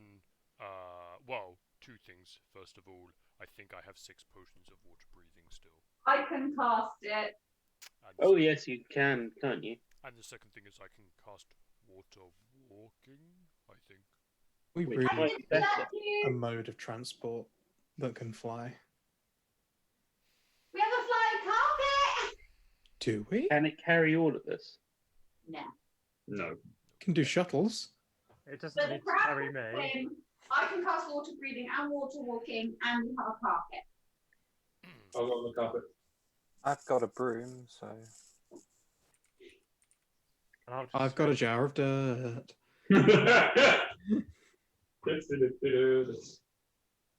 think Okay, so- making water walking from a distance might be the best way. I can just cast it on everyone. Yeah, you can double walk on it. I mean, I can cast it on everybody. That's The only thing you couldn't cast it on is the crab. The crab would end up just sort of bobbing along. It wouldn't be walking on the water. Song on the bottom. Under the sea. No water Um, walking for me, please. I prefer to be able to dive if needed. like underground. Hold on, there are two voices speaking at the same time there. Sorry, Carmen. Is that no water walking on you? Yes, no water walking for me, please. I prefer to be able to dive if required. Are we going to like an underground place? Or does anyone know? Because I don't really want to take the crab underground because the types of spells it does are based off the last time what I was shooting and kind of I got lucky. Like I don't want to be smashing tools and bringing it all down on us. So if the crab isn't out in open air, I don't really see a point of it right now. Can we see the mouth of the cave to get an idea where we're going and Make a how perception check. underwater it is? Perception. 7. I'm No. having trouble seeing the cave mouth. Cedric, can you come and take a look?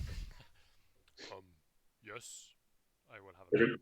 Cedric takes out his famous leaning shield. Yep. Just rest my chin on it.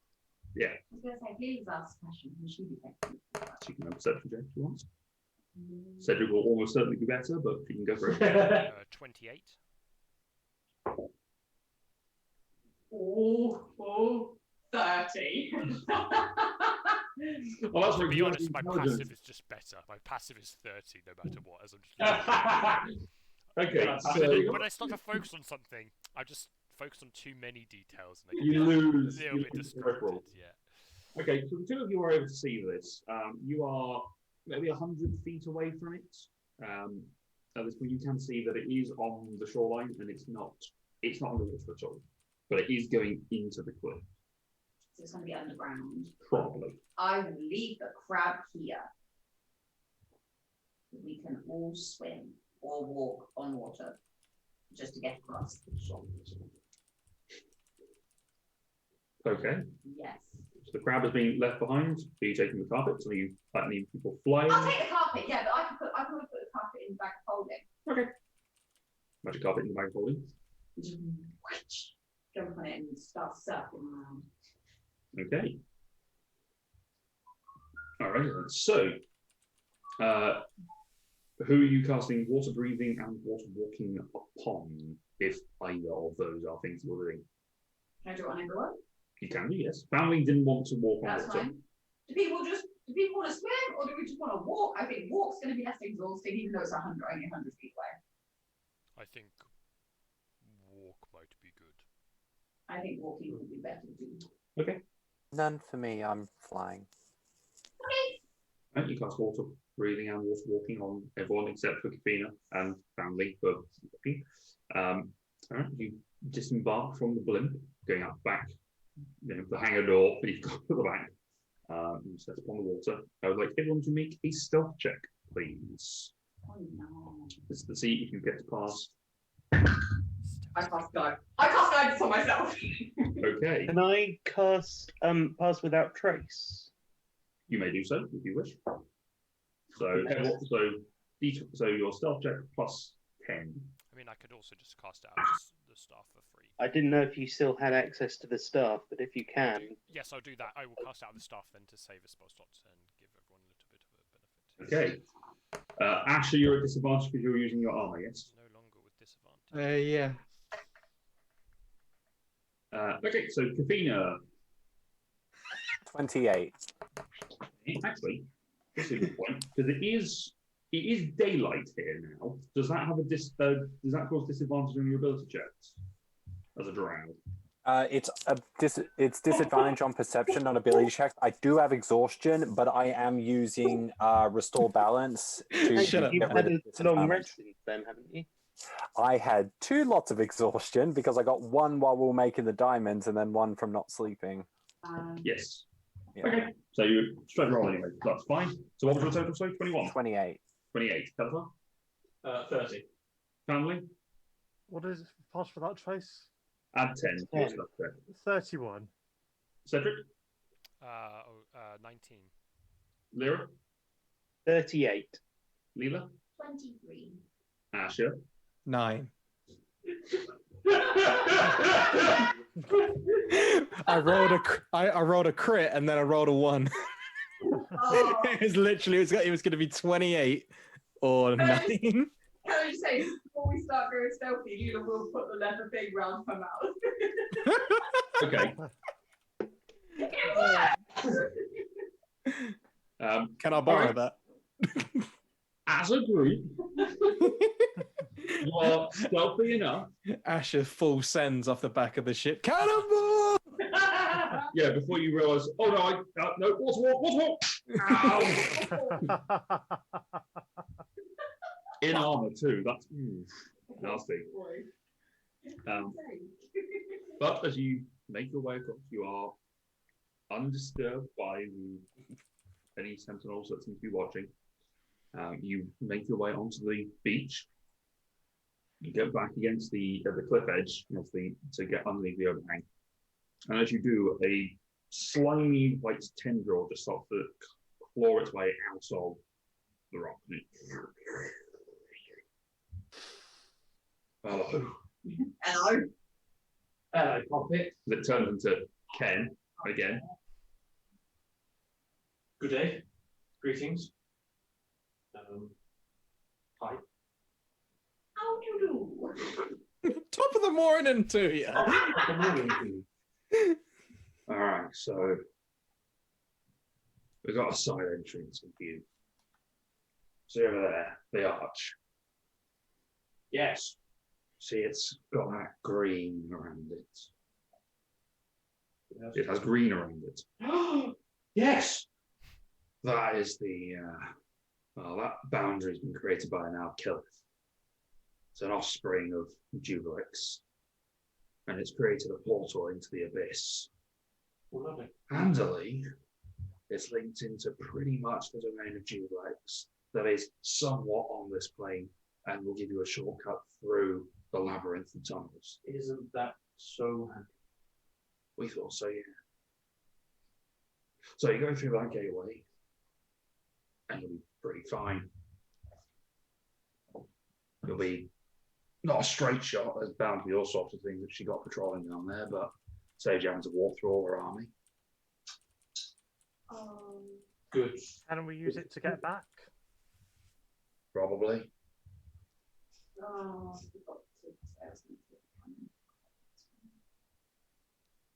But nothing has come through from the other side yet. No, nothing seems to have found coming out this way. Okay. We should be sneaky going through then. Try to keep it a secret. Do what you want. Our business is concluded. You just get sucked back in through the crack. All right. Bye. Well, that was rude. Who's he thinking it is? yes, exactly. Alright, so what is the marching order for going through this passageway, please? The arch itself is sort of about 10 foot wide, about 8 feet high. And you can see that it sort of does have this slimy green, almost moss-like consistency, but it's much softer. It's like old guacamole. Oh. Tasty. Normally, I'd volunteer to go first, but it occurs to me that Kafina actually probably has better eyesight in the darkness. I'm good in the darkness as well. I'll take a front position. I'm at front. Yeah, Would- I'll go first. I'm good at dodging if anything unexpected pops up as well.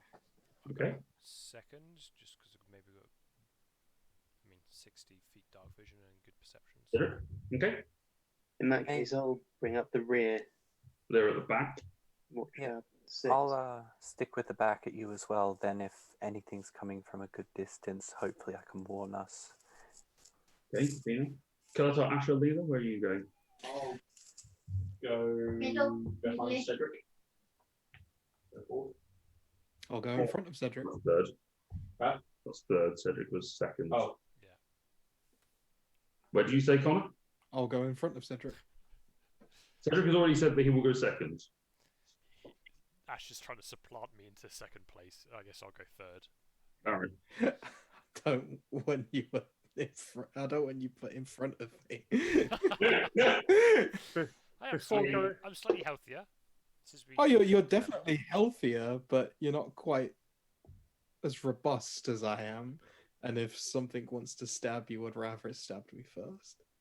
Okay, so Before going through, Foundling will pop out the arms and be tooled up with the weapons. That's a Hey.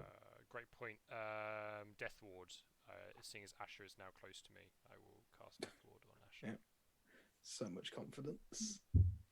Just no. Hey, I agree. I agree. Definitely the right maneuver, but okay. As you set off walking into the gateway, I need all of you to make a wisdom saving throw. fuck it now. Would this be affected by presumably not anything with favored enemies? No, it's a fiend.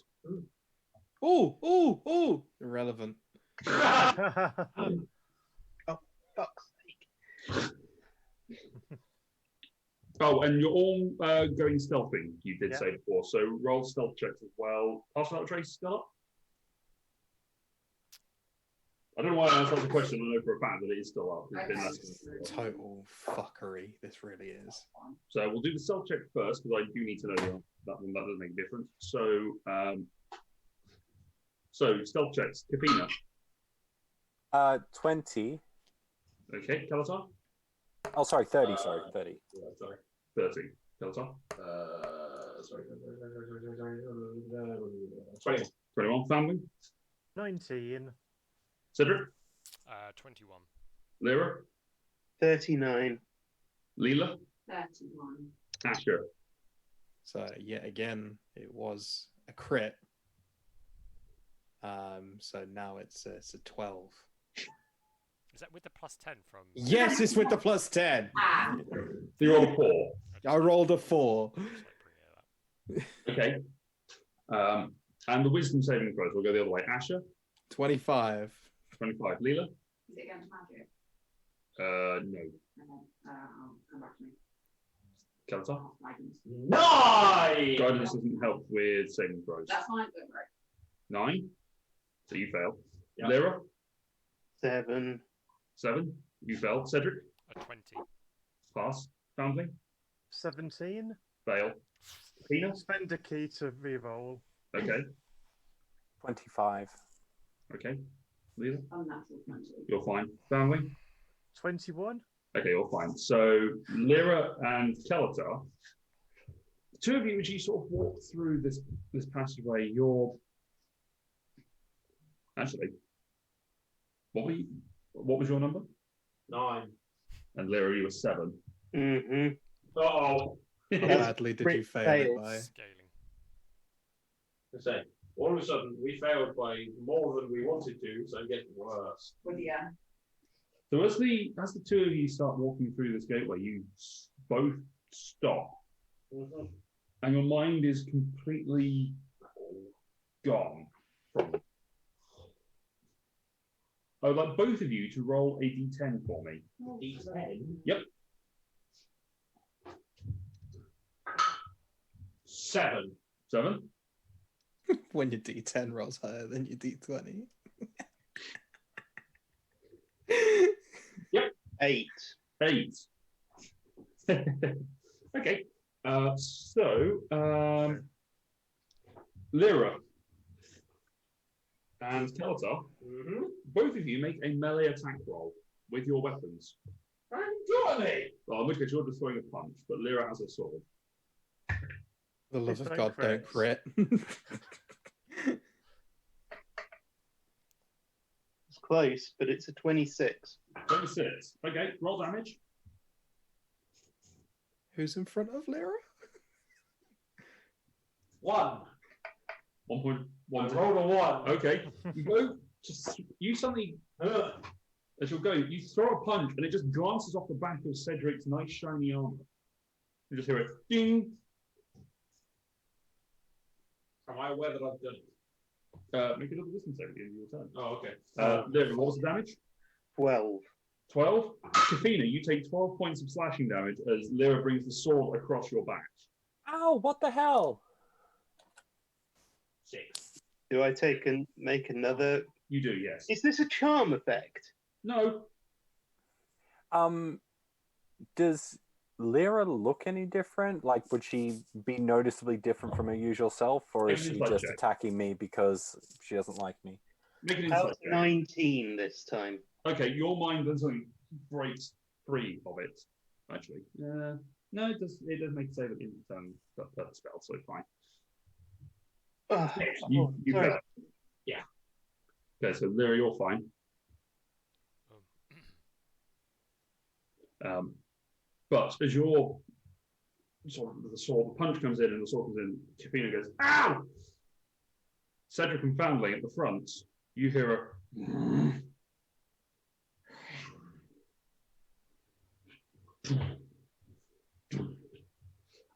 I need you all to roll initiative. Sorry. No, I roll high. That's the exact opposite to you then. I've been rolling great and then I just rolled a 5. I'll enjoy my place at the back of the pack. Initiative rolls with everyone else.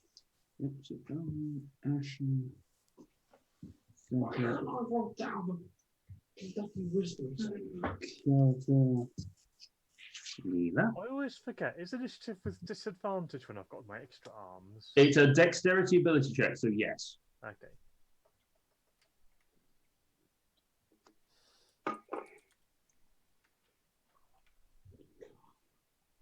I genuinely thought Lyra was about to decapitate me there. It was actually close. Great way to start a combat, decapitating an ally. Well, at least he wouldn't have cried out and alerted the enemy.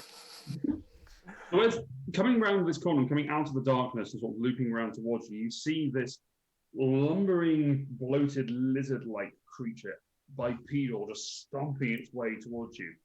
Behind it is is almost humanoid in its shape, with clawed hands and long tentacle-like protrusions extending from the back of its head, with a sunken, gaunt face and hollow eyes as it runs toward you. Bring up the combat map for you all.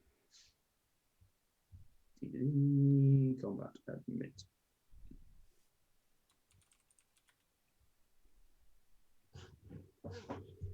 Right, do it that way. And go.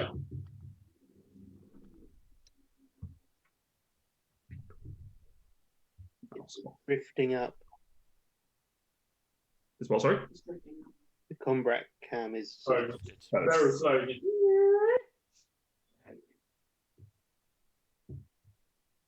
No, that's a pipe. Stay.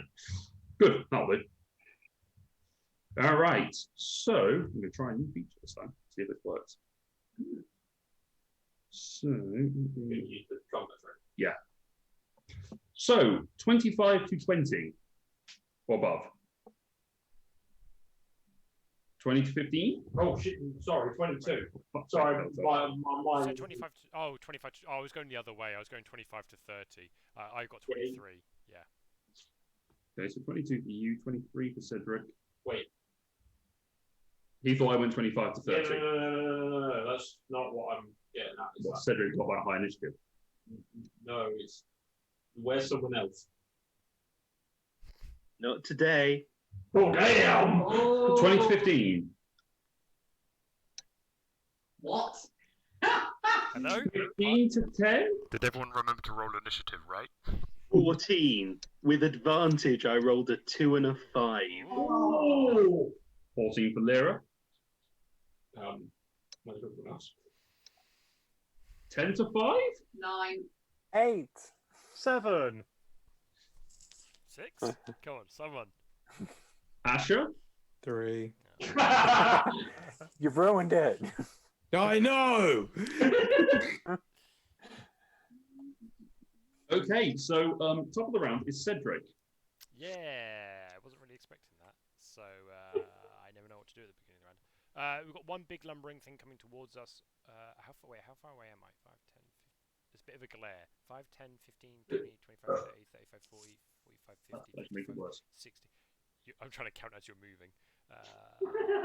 That is actually better, thank you, though. That is good, yeah. I can actually count the squares now. 5, 10, 15, 20, 25, 30, 35, 40, 45. Okay, I can basically hit the back of the big... So I can't even see the other thing behind it. Not really. No. No, okay, that's fair. In this room, the light has pretty much been drained out of it, and there is, apart from the light that's just sort of coming from the passageway that you have come through, there is lichen and fungi that is dotted around everywhere. Okay. I will move forward. I How far? will hold the wall on the right-hand side. 5, 10, 15, Which, 20, this way, or your way? Sorry, yeah, Cedric's right-hand side. I will move along the wall, maybe 2 more up. There? Yeah, can I see both of these things potentially a bit more? Yeah, your dark vision, you can see those. Can I? What do they look like? Can I get a bit more of a thing for? So this big one here looks like a big bloated lizard and has a pair of horns that are sticking out in a roaring maw that is charging towards you. This guy is sort of almost humanoid, but much larger, with sort of long fingers and tendrils coming out the back of his head, rather sunken creatures. These do not look like friends. No shit. Ooh, friend. Okay. They both look like they have natural armor, do they? Yes. Actually, bear with. We'll just double check. No, the one on the back looks like they're wearing metal. Okay. Armor. I'll try out the new thing then on the one at the front. I'll try scale rot. Okay. On the one at the front. I don't think it makes so good if it save. goes. I don't even know if it makes a save, does it? Yeah, it does. Yeah. Hold on, maybe I need to look at the full. I mean, no, it doesn't say it does. On D&D Beyond, at least. Let me try and find the spell detail. One creature within natural armor. It makes a Constitution saving throw. Sorry, for some reason it's not like actually on the. On the actual spell description. Yeah. That might be me having screwed up when I put it in. It's buried within the paragraph. That's fine. Yeah, it makes a Constitution. Can it make a Constitution saving throw, please? Yes, it can. It has advantage on that, and I can do it on D&D Beyond. Of course it does. Everything's got advantage, mate. Yeah. Apart from us. Doesn't work. So that is a +8, 19. Yeah, the save is an 18. Oh. That would have been good, though. That would have been really good for us. Really Okay. Use the spell slot, so mark that off. Boodlix. I will. Can I move forward 2 more and tuck like really far into that corner? There? Yeah. On my way there, I'm gonna just turn invisible with furbolginess. Gotcha. Okay. Yeah. Alrighty then. That is the end of your turn. Brings us to Kalatar. My mind is not blank. That's true. It's not your turn. Roll a D8. Roll a D10. Would I have technically got an attack of opportunity, Cedric? No, you don't have reaction. Yeah, that's fine. D10, 8. 8. Make a melee attack roll. Yeah. I mean, it's a 2. You pivot on your heel and you 8. slash out with a kick towards Leela that then misses. What the hell, Wisdom saving throw at the end of the turn. 10. Fail. I should have put a little. Could have got these rings out, but I didn't bother. So we've got to put a little confusion ring around Kalatar. We're fighting those guys. Me. At the end of the turn, Cedric, you can hear running down from the corridor 2 humanoid creatures that come sprinting down here. You sort of see one just sort of come out the order, but you hear that there is 2. You recognize them by species, obviously not by person. These are myconids. You can see the fungal protrusions that are extending out of their armor. It looks like they're plates that are sort of sticking out in the way that they're built. Kind of similar to how Cedric used to be. Real shame I'm not mushroomy anymore. Nope. But that is all that they can do. Then we skip a lot of initiative points because everyone rolled so low. We jump to Lyra.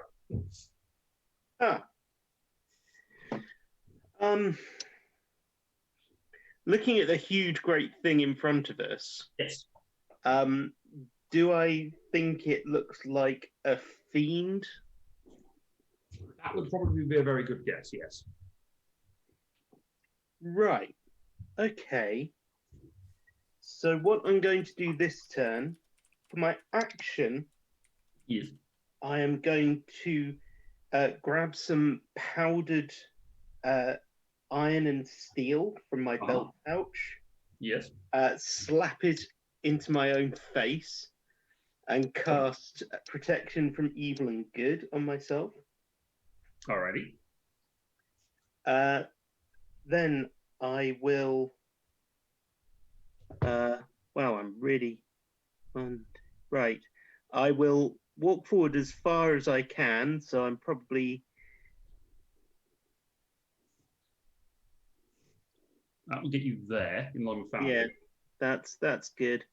Or, well, that's about as much as I could hope for. And then for a bonus action, I will equip my shield. Okay, so you shield pops out. Remind me what protection from evil and good does? There is cool things against aberrations, celestials, elementals, fae, fiends, and undead. Creatures of those type have disadvantage on attack rolls against the target, and I can't be charmed, frightened, or possessed by them. Nice. All right, and that's concentration, yes? It is concentration. Already. I will pop that on you just to remind me. All right, that is the end of your turn. That brings us to the creature known as the Master of Cruelties. He sounds cheering. Oh, he's a great guy. He's great down the pub. Yeah. You know, it's Does ironic, it- like when you call someone really big tiny or something. No. Yeah. Whenever he makes a cuppa, he always makes it too milky and leaves it to sit so it's slightly too cold. He's the master of cruelties. Okay, so he is going to use his captivating. Actually, he's going to step forward because he can get to here, and he will use his captivating presence. I need everyone to make a wisdom saving throw. Lyra, Lyra and Kafina, you have advantage, and it's a no, it's a creature ability. Is it a charm effect? It is a charm effect, which you have advantage. I was so happy because I rolled a 3, and then you said I had advantage, and then I rolled another 3. Yay, advantage. What's interesting on this is that because of the combat tracker that's beta phase and D&D Beyond, I can actually see your rolls as they flash up briefly because it's linked to the campaign. Nice. Not all of it. Not all of you know. Well, not all of you. I can see all of you. All of you are linked into the campaign. Yeah, you should be able to see Yeah, it. no, I meant wrong. Oh, I see. The ones that are doing Okay. physical. I'm actually using D&D. Okay, so Leela, 19. you're fine.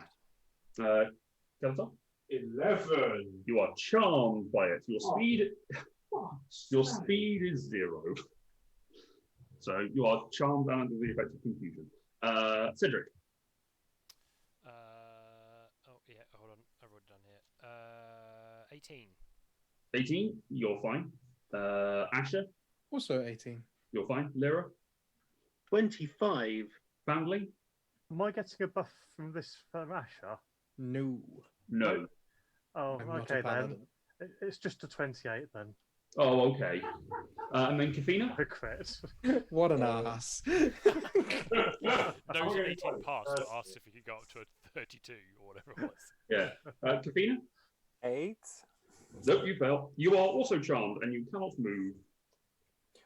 Wait, when you say I'm charmed, I'm what? I don't want to attack them or something? Like You consider this creature to, you cannot attack it or target it with harmful effects or magical abilities.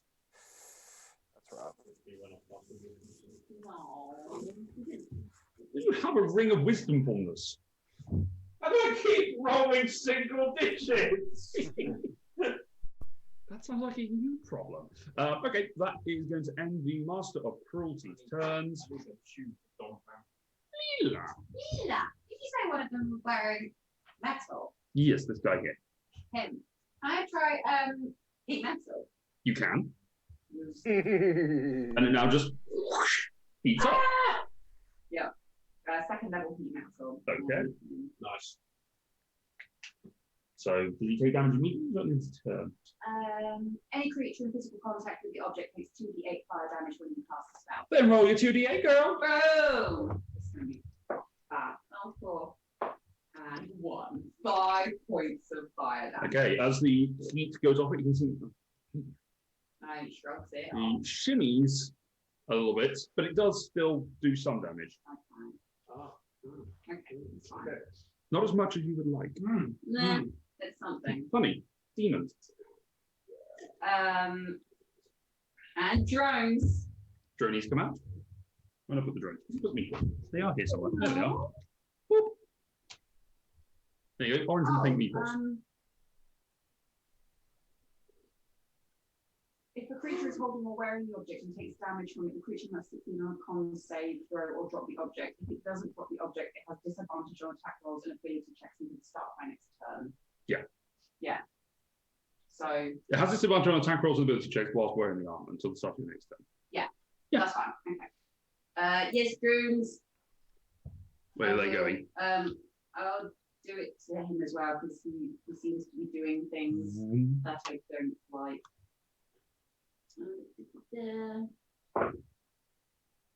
This corridor, by the way, is about 50 feet high, mostly to accommodate this guy.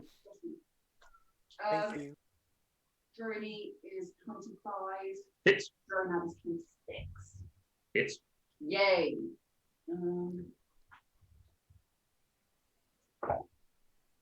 So that is that's 10 and 11, so 21 21. points of piercing. Okay, so the two bolts from them fire off and they separate through the plate, and it seems that underneath that strong metallic armor is also quite a thick hide.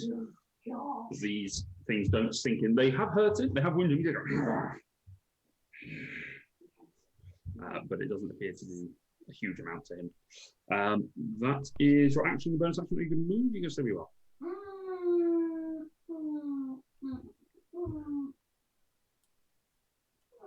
I'll stay where I am. Okay. That ends your turn, Kafina. So, sorry for the extra clarification. So, even though I consider this creature my friend, I can still understand that it would attack my enemies, right? I'm not going to try and use this to get around the explicit wording of not targeting it. I'm just trying to understand that strategically... You would not in any way target a area of effect that would affect... No, that's not it. That's not what I'm worried about. I'm about to do something to hopefully protect my allies. I just want to get that I would still understand that creature is a threat to my allies, so this next move makes sense. Because I'm not about to target him in any way, shape, or form. I'm going to do something different. As you understand it, you would consider him to be an ally. However, the dude next to him, you would consider him a threat. So protecting your allies against that creature, that would be acceptable. But doing something that would, as far as you're concerned, he's a friend, those guys are friends. Why would it be a problem? Yeah, fair. So it's white guy that's a friend then. Yes. All right. Choose your words more carefully.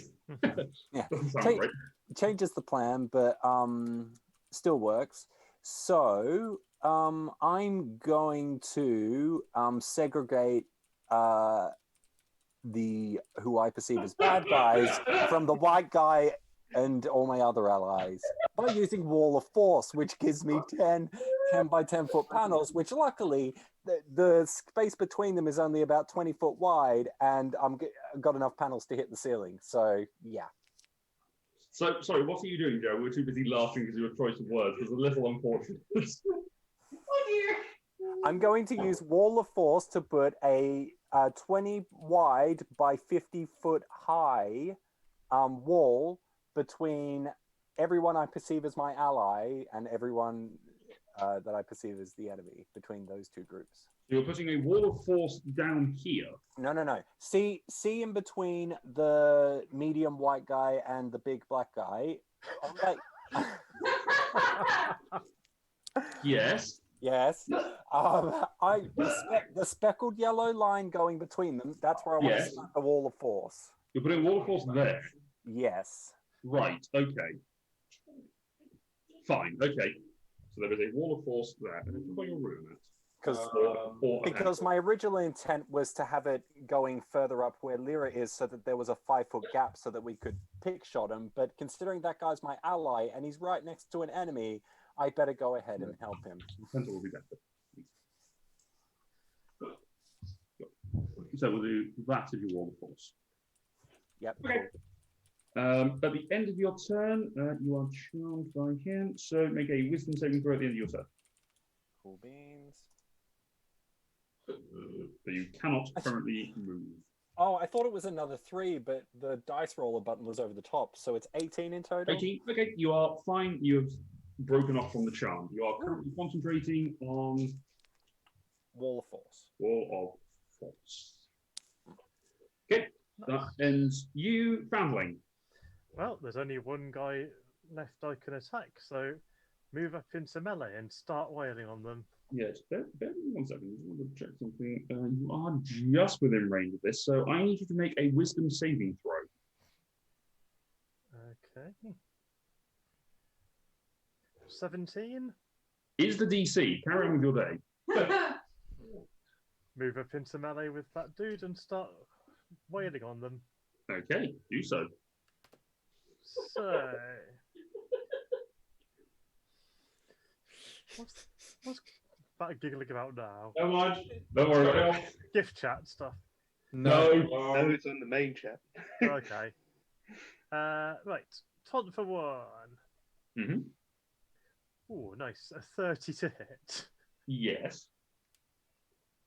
For 13 bludgeoning. Okay. Taunt for 2. Better. 31 to hit. For 9 bludgeoning. Another 9. War pick. Yep. Crits. Yep. Jesus. For 18 piercing. Another 18. Okay. And finally, a single-handed staff of striking with the 28 to hit. Yep. Ooh, max damage, 16 damage. 16 points of damage. So you come up, and you slap twice with the tonfa, coming in the war pick over the top, driving it into the top of his shoulder, and taking the staff to the buckle the knee. He has taken some substantial damage from you on this turn. And then I'm going to flurry of blows him as well. Yeah, that's fair. Just about top it off. And then you just kick him in the shins a couple of times. Yeah. 22 to hit. Yes. 11 damage, and dex save will be knocked prone. Dexterity saving throw is a 14. That fails. He is knocked prone. So I'll make my next unarmed strike with advantage. Yep. I won't show him from life, you can't see him. But Yep, 26 to hit. he is. Ooh, and another 13 damage. So, come with the other leg and crack him across the chest. Nice big axe kick while he's on the ground. Just pop. Atomic. He is not happy with that. As he falls, just crack him. Yeah. Alright. Okay, that's my turn, but that was a good turn. That was a good Well turn. done. You must feel tired. Take a break. Take a breather. You deserve it. All right, that brings us to the Sire of Insanity. Sorry. Oh, don't worry. These names, bro. Oh, they're great, aren't they? Names. Say Sire of Insanity. Yeah. I mean, they all just sound like metal bands. I was going to say magic cards. That's That because is a magic card. these two monsters are of the replica. Yeah, so yeah. Luke's mana pool has been building over the last 6 months. I just learned how to play Commander yesterday. Oh, there's 5 hours of the day you're never going to get back. Let's all play a card game that never ends. That's because you play stats, Connor. You can't make that complaint. I know it's Winterborg. I know it's my fault, but it's not. Okay. I think we physically pass through. I guess this could technically work. He's telepathic, so yes, he can do this. Can't target anyone through it, I don't think. It says nothing physically can pass through it, but this is a telepathic thing. Which It he does can say magic can't be cast through it. do. Does it? That's not what it's called. Yeah. Wall of Force is an absolute bitch. Yeah. Disintegrate or bust. It doesn't say magic can't be cast through it, or unless D&D Beyond has got a very specific wording or an errata as kind of something. I got nothing can physically pass through the wall. Is immune to all damage and cannot be dispelled by dispel magic. It disintegrates spell, destroys it instantly, and it extends into the ethereal plane, blocking ethereal travel. Doesn't say you can't cast spells through it. Oh. Hmm. Well, I have completely misunderstood this then. It does extend into the ethereal plane, though. if Yeah. I'm good. But given that the spell that I want to do is magic, is a psychic thing, Yeah. I'm a rule, and it has got telepathy. I'm going to say that it can. Kind of sword could be beneficial to me. Oh, My bad. Okay. It's still good. Yeah, Yeah, I was gonna say, still, it's still nice good. to know. It kept him over there, which is a problem. Yes. Okay, so all right, it is going to shout out with its mind to each and every one of you. Lay down your arms, lie on the ground, and cancel your magics. I need everyone to make a wisdom saving throw. Lyra, you have actually charm. It's not a charm technically, but you would have advantage because of your protection. Oh, I'll do it. It is magic, so yes, you can, as it will cast mass suggestion. I get advantage. Thanks. Wisdom saving. Yes, please. Yeah, Yeah, that's I get advantage too. Yay! Because of the 2 ones. because of the shines game.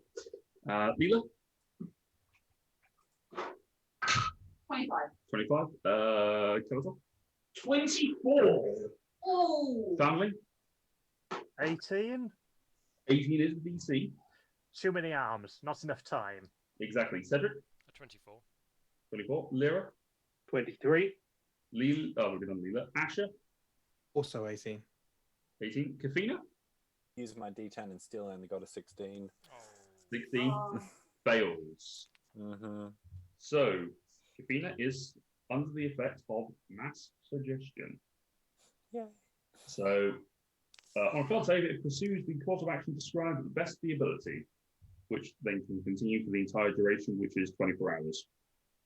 It does, however, have the stipulation that it wouldn't cause them to come to harm. Now, lowering a wall between me and my enemy could arguably...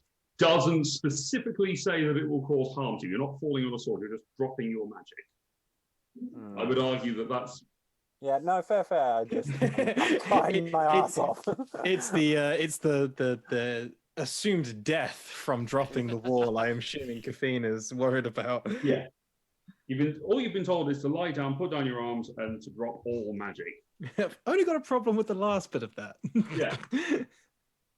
So that is what Kafina's next course of action will have to be, I think. All right, that will end his turn because he can't do anything with that at the moment. And that was his action. So that brings us to Asher. Can I walk right up to the wall of force? 6. You've got 40 feet movement, have you? Yep. And I will action. What's it called? Use my radiant consumption. Ooh, what is that? That is Oh, that's the thing. a That's 10-foot it. aura that deals 8 points of damage passively. Okay. And 16 every time I decide I want to hit something. Okay. Including family, who is there. Unfortunately. Okay. So that takes 8 points of damage, whatever the white-based monster may be. He takes 8 points of damage now. Yes. Okay. Does family not take damage? Is it now when I activate it? Hang on, let me read it. Change tab. At the end of my turn. Okay, so that Creatures within 10 feet. including you. Yeah. Yeah. So Foundling, that guy, the master of cruelties, and Asher take 8 points of radiant damage. Asher, you take. We've said that you are not resistant to this damage. Apparently so. That's fine. Because otherwise, that's weird. All right. But I mean, on the side, you get to deal 80 points of damage just standing there. So. And I will bonus action remove my armor. And, Okay. and quite literally just stare at the two at the back. Okay. So that will bring us back to the top of the round. That's interesting. Brings us to the top of the round, which is to Cedric. Cedric. Yes, you're right. Cedric, at the start of your turn.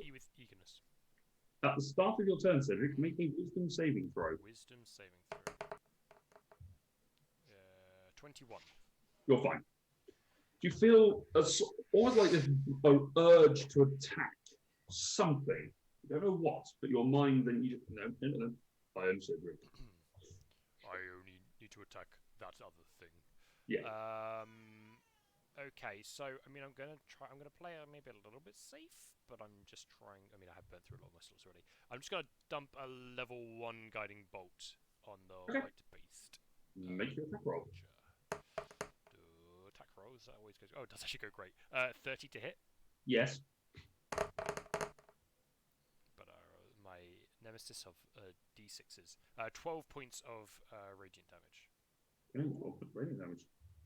And obviously is advantage on the next attack against him. So he is just pulsing with this radiant energy.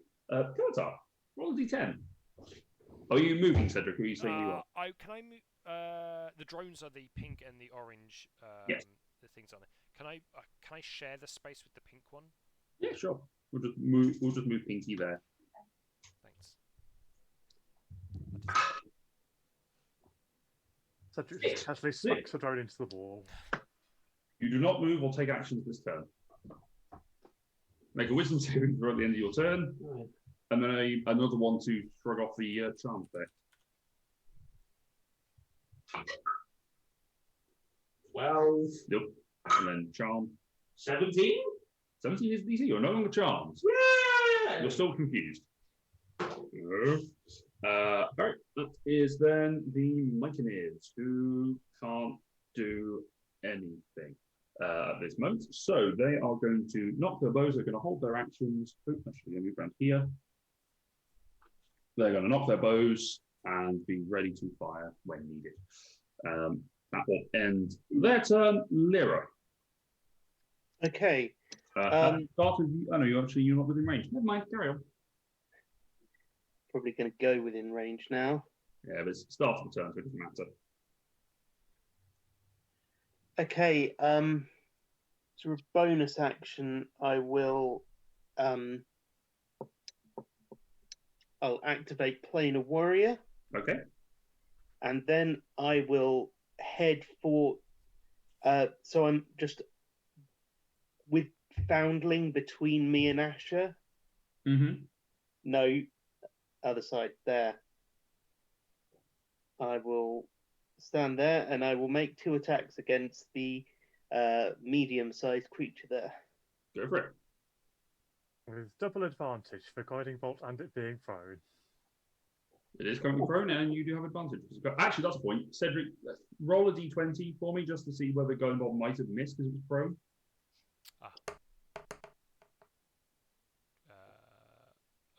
What am I? An 8? Total? No, am I plussing the normal? Oh, sorry. You mean just do the attack roll again? Sorry. Yeah. 20 to hit then. Oh yeah, you're fine. Okay, so with advantage. That's a crit. Yay! I presume this thing is either too large or no. It's dead. Yay. Usually things are too large, though. I can understand the. Oh, if it was the other guy, yes, it would have been, but that was a large creature. You can cut, and he was prone and had 13 hit points. Oh right, yeah. I mean, yeah. he was dead either way, and I felt like the how do you want to do this would have been a case of I cut its head off. I mean, So- I could have only done 11 damage, but that would have been quite unlikely. It would have been, yes. Actually, Even- no, because of the extra damage from Vorpal. It would have Yeah. been a lot more than that. He would have been very dead. So I have another attack, but unfortunately, I can't reach anything else. So I will end my turn. All right, next is the Master of Oh. Ah, Leela. How high is that wall? This wall, 50 feet. Goes all the way up to the cavern top. If I walked my full distance, can I get the carpet out and then fly that full distance? No, it would be your movement. If you got on the carpet, your carpet's movement would override it. So you could go your 25 feet and then hop on the carpet and go another 5 feet. That'd be it. Oh, okay. Okay, no worries. Can I then? Hold on, I just need to check a spell. Can I? You're still concentrating on heat metal, by the way. He's gone now. Yeah, I know he's dead, but I'll drop that. Yeah, I'll drop that. Okay. Can I walk forward as far forward as I can? out of the way of punching Skeletor. yeah. Yes. It's 50 feet high. Okay. Can I? Physical things can't go through it, can it? Correct. Can I try and do the thing where I catapult my bombs again? You can do if you want. Like a bonus action, make 2 bombs. Yes. An action, well, use catapult spell. Try and fling them over the wall. The wall does go up to the ceiling. Oh, of course, the whole thing's 50 feet. Okay, don't worry. In that push. And there probably is enough of a gap for one to go through. There's a fairly good chance that you're just going to ricochet off something and land in front of the family. All the people away.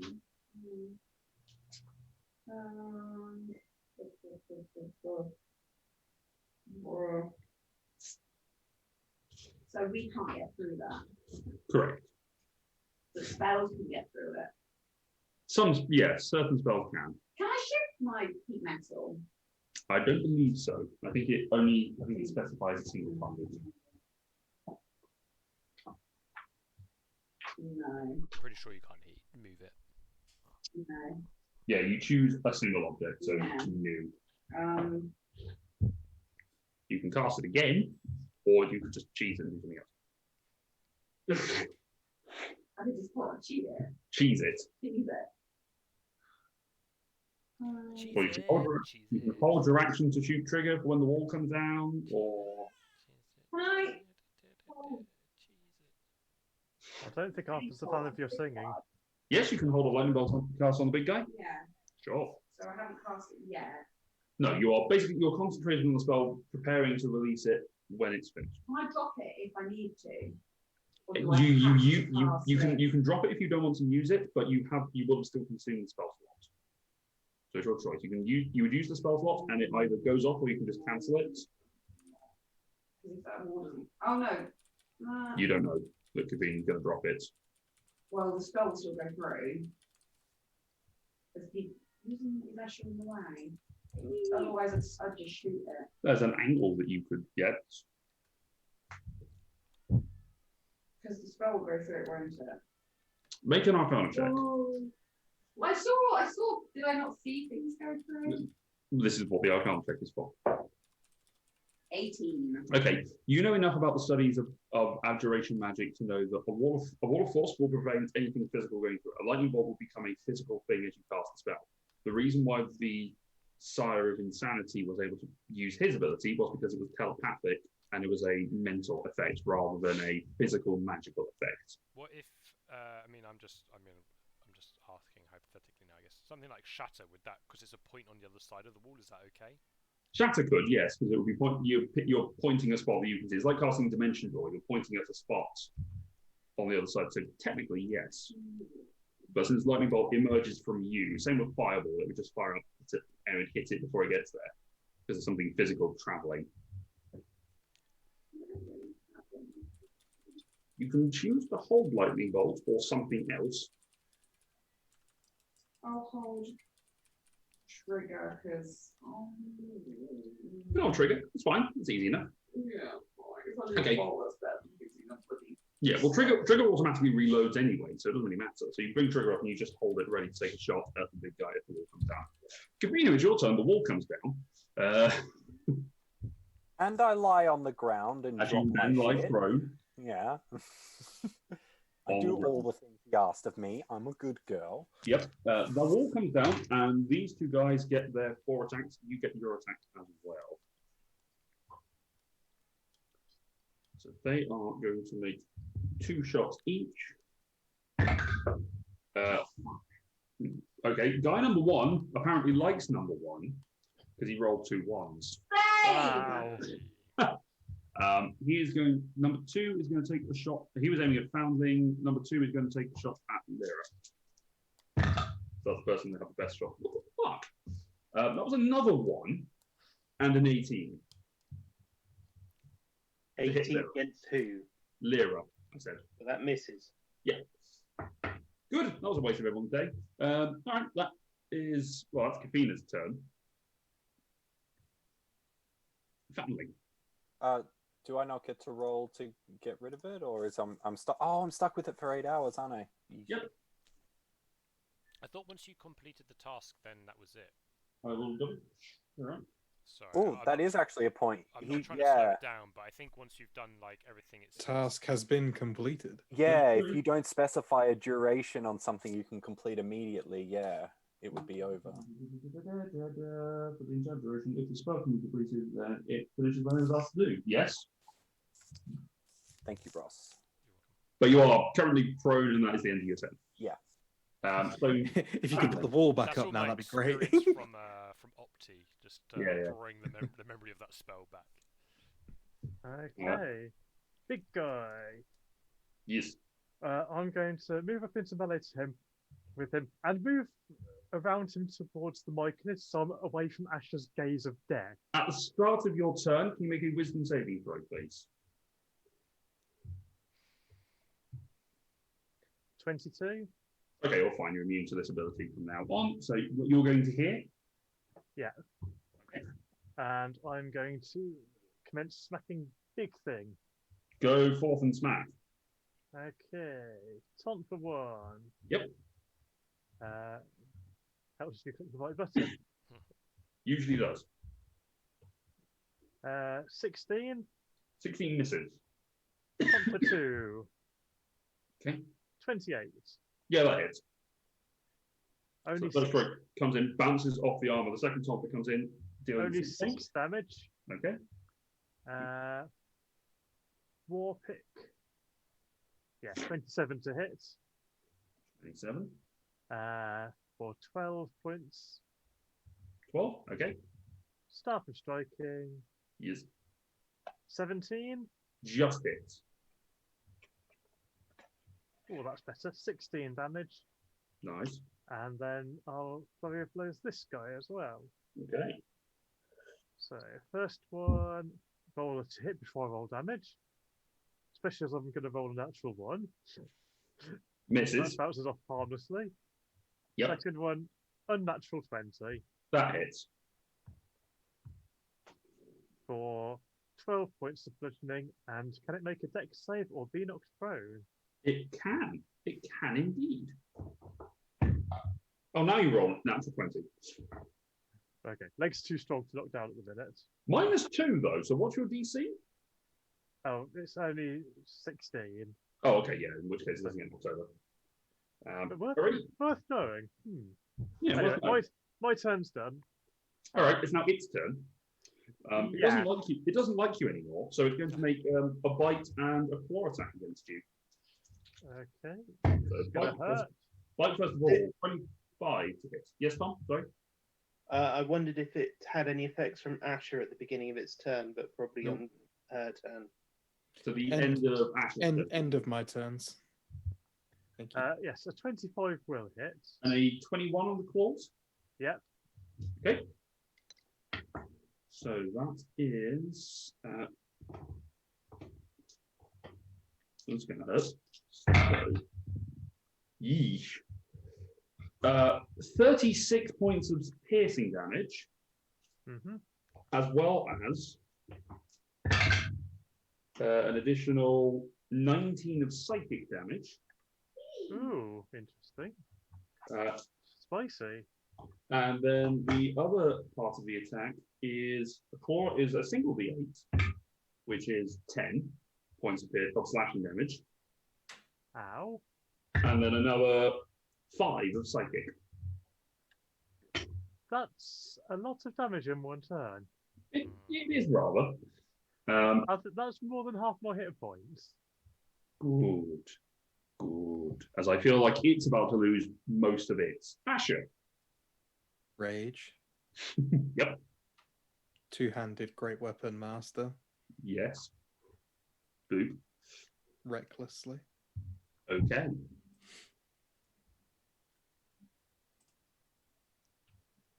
$27 to hit. Yes.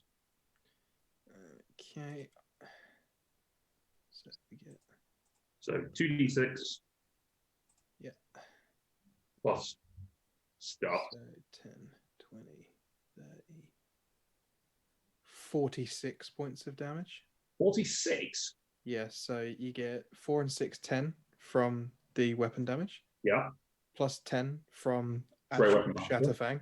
No, from Shatterfang itself. Oh, because you're strengthening your +3 modifier. Yeah, and then plus 10 from Great Weapon Master. Yeah.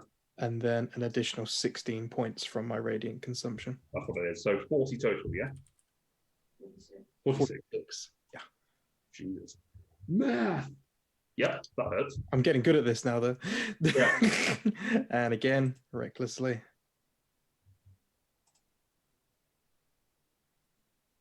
Uh, 30 to hit. Yes. 17, 27, 37. 37 points of damage. Then plus 4, because I get 2 points for Ray being mad as fuck about it all. So 37, 41. Yeah. Okay. Ow. So the two blades of divine fury that come slashing through, cutting into its body and torso, do take it down a sizable amount. Actually, at the start of your turn, you need to make a wisdom saving throw for me. Okay. Because I forgot about this, but it's fine. 28. Yeah, you're fine. You're immune to that ability. That is your turn, yes? Yeah, it now takes 8 points of damage. As does Foundling. You are just within 10 feet. How much damage, sorry? 8. 8. Cedric.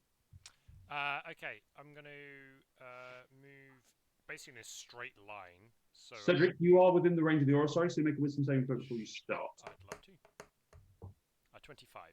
Yeah, you're fine. Straight line, please. So I'm on like that diagonal to Foundling. There? One more, please.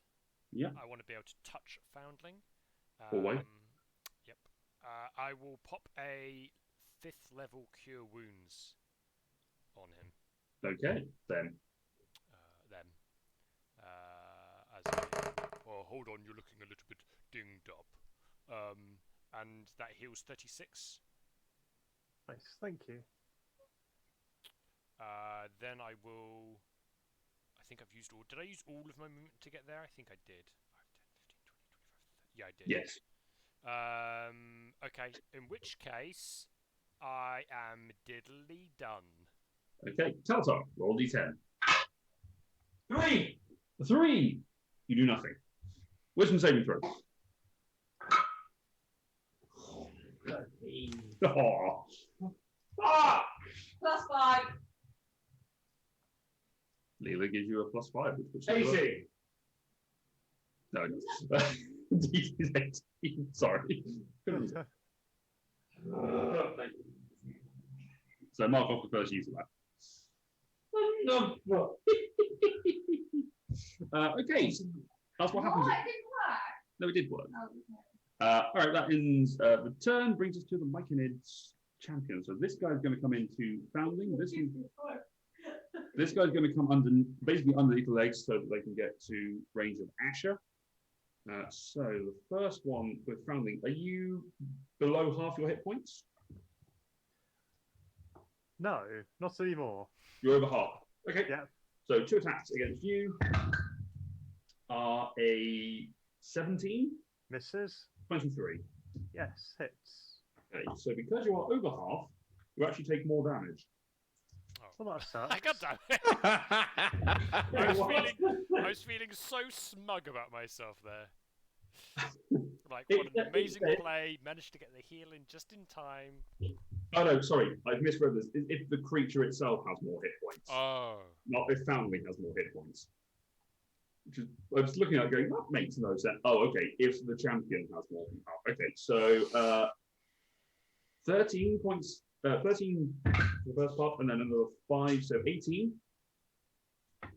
It does have a third attack, so an unnatural 20. Yeah.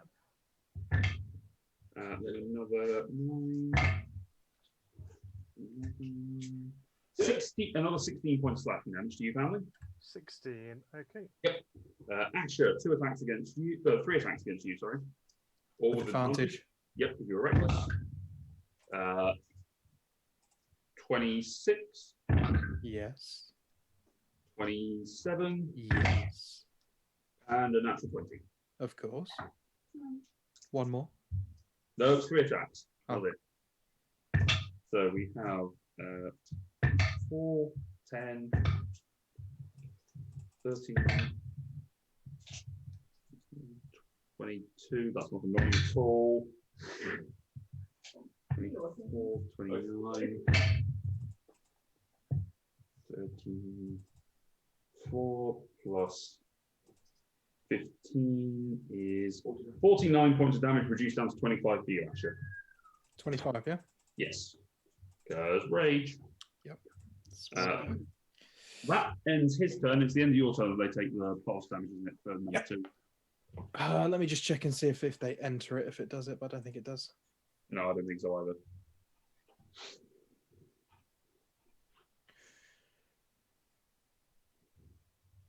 End of turn. That's it. Yep. Okay. Lyra. Okay, am I within range of this effect that needs a wisdom save? Yes, you are. Wisdom saving throw, please. Advantage, cause fiend? Yes. Also, I'm not sure if this affects the myconids at all, but around me is a 10-foot radius of bright light. Crit? 26. 26, yeah, you're fine. Bright light, I'll double check. I think it's daylight. Yeah, okay, that's fine then. It's really daylight. Yeah. Okay, so Lyra, what are you doing? Okay, let's try this. Try this out. As a bonus action, I will use the Hunter's Prospect and cast Hunter's Mark. Okay. On the big thing. Which you have the dual concentration thing, so yes. Yes. You are now concentrating on both. I am. And then I will close with it. In fact, I'll get between it and Cedric. Yeah, that seems like a good idea. On there. And Cedric and the Myconid. And I will make 2 attacks against the big thing if I can. Attack the Sire of Insanity. Okay, attack number 1. Make you make a wisdom save. Possibly not. 21. Hits. Too simple. Okay, so 1, 2, 3. Do I need to separate out slashing and force damage? No. Okay.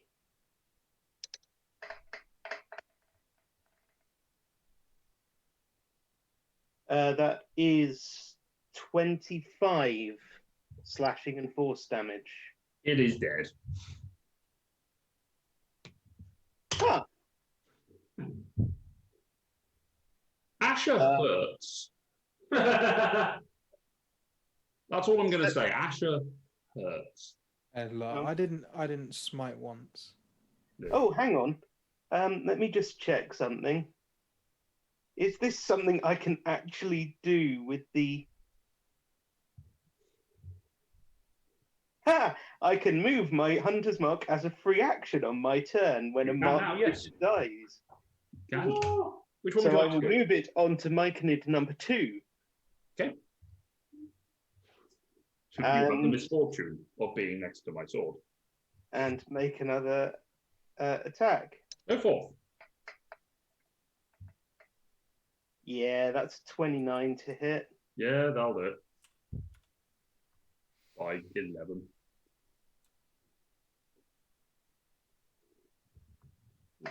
This. So 19 slashing damage. Okay, 19 points of slashing damage. Alrighty. Anything else, or is that you done? That is me done. Leela. Oh, Hello. okay. Now can I throw bombs at them? Yes. Bonus action, make 2 bombs. Action, I can throw the bombs at 2 separate targets. We used catapult last time. Can I use it on one or both? You can use catapult on one. It's a single object. Okay. And who looks the least hurty? Well, number 1 hasn't been touched. Let's throw Lyra catapult. just stabbed number 2. Let's throw catapult. What's the range on them? 60 feet. Yeah, And within the range. catapult spell itself is also 60 feet. Yeah, so you can shoot at it. I'll say it does have partial cover because you've got Foundling and Lyra in the way. But it just adds a 2 to its AC. So make your attack roll. Or is it a save? I'm not going over the top of it. I think because of the catapult is a straight line at it rather than a lob. Is it an attack roll or is it just a saving throw that it makes? It's dex save. No, in which case it doesn't matter. Yeah.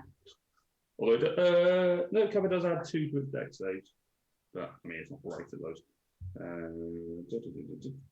Carry a straight line up to 90 feet. Yeah. Before striking a thing, if it would strike a creature, it makes a dex save. So yes, a dex save with a +2.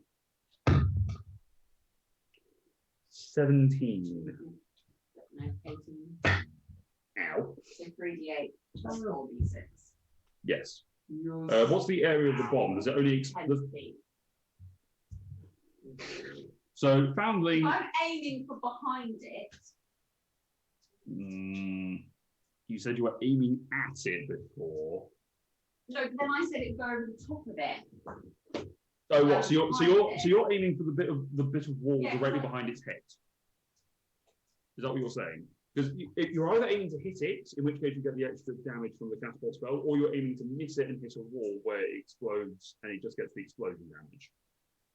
Yeah, it's still 10 foot though, isn't it? It still gets the... Yes, this is my question. Are you aiming to hit him, or are you aiming to hit the wall? I don't know now. Because, well, the catapult... Hit him. Okay, yeah, fine, I'll hit him. Okay, fine. So he takes the extra damage, but Foundling, Kelatar, Lyra. No. That's just for whispering. No. Foundling, Cedric, Lyra, and Mike is number 2 take the fire damage from all the blood of the bludgeoning. Okay, from the explosion. How much, sorry? We'll get there in a second. 1, 2, 14, 22, 24, 29 points of bludgeoning damage. Hold on. What's the impact damage from the catapult spell? He takes 29. I've got no problem with that. I think the other guys might. Catapult is 16. Okay, so you guys take 13. Wasn't there something about a dex save? The dex save was against the catapult spell. This was just the bomb exploding. Okay, 13 damage. 13 points of damage to Foundling, Cedric, Lyra. Lyra makes a Constitution saving throw. So, Yeah. Fun. Aha! It's a 12. That's all right then. Anything else? Well, I've got another bomb. You've used your action to cast the spell to lob it, so you wouldn't be able to throw it on this turn. I didn't actually throw both. Yeah, but you've used the No, catapult. but I did just say I'm going to throw 2, and I was going to use catapult with one of them. Like, Right, I misunderstood. So if you cast the catapult spell, that is your action. You could only do that instead of lobbing. If you threw both bombs, that would be a different thing. There'd be less damage. So next thing you can create another bomb, throw them both, and they both explode. Yeah, but I can do one at one target and one at the other, which is what I said at the I- beginning. So I I listened- thought I could do that both, because last time I'm pretty sure I got to throw both of them. I think you can throw both of them, but using the catapult spell is an action of itself to cast the spell, and it's just firing an object.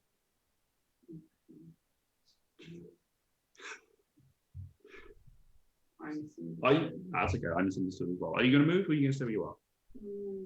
No. Okay. That is then Kafina. Hey. So I'm gonna stand up, feeling the fool.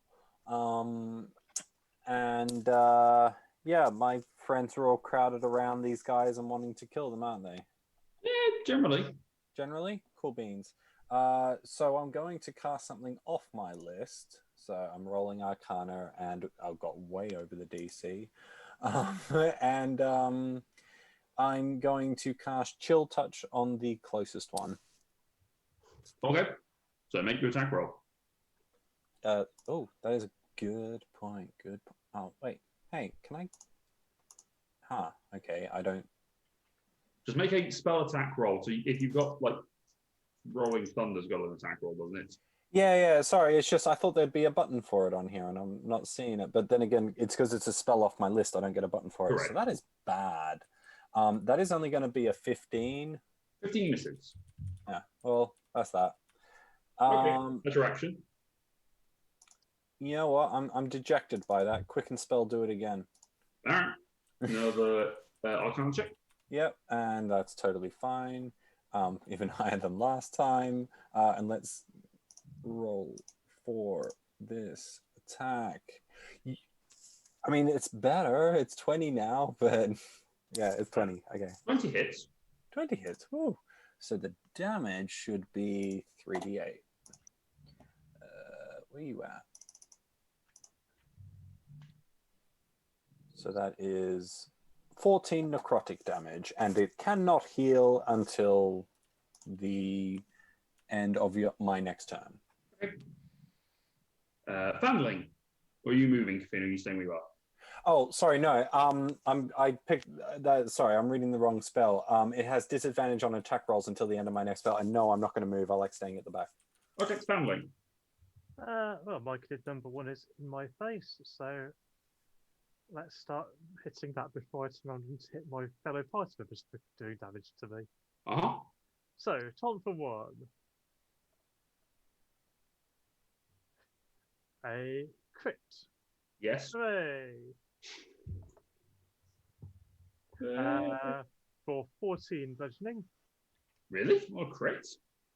Rolled a 2 and a 7 on the damage dice. Yeah, it's fun. Taunt for 2. Yes. 17. Misses. War pick. Yeah, 24 to hit. Yeah, that'll do it. For 10 damage. Okay.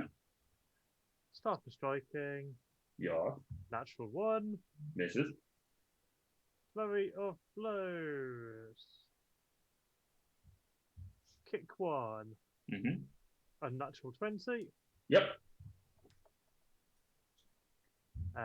11 bludgeoning and dex save or be knocked prone. Sure. Mushroom in armor. Why not? 6. That fails, so I'll Yep. make my next one with advantage. Yeah, this will hurt. Right, it's only a 23 to hit, so I didn't crit. Yeah, that hits.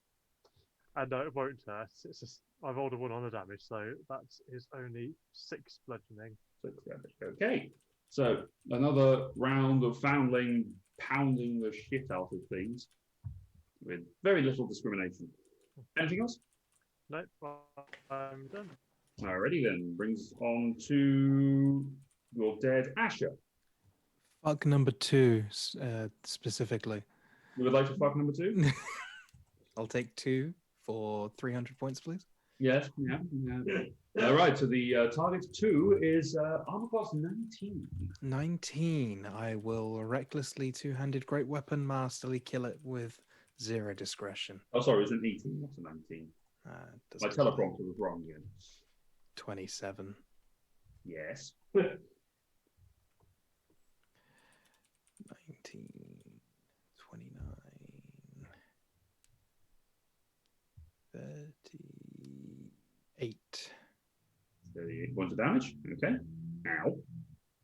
And Oh, again, numbers now. 25 to hit. Yes.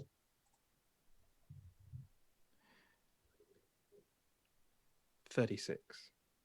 36 points of damage. Okay. And then plus 4 for remembering rage. Gotta remember that rage sooner. Yes, I get it at the end. It's a grand total. Right, that ends your turn. Yes. They take 8 points of damage. As does Foundling and Lyra. Yeah.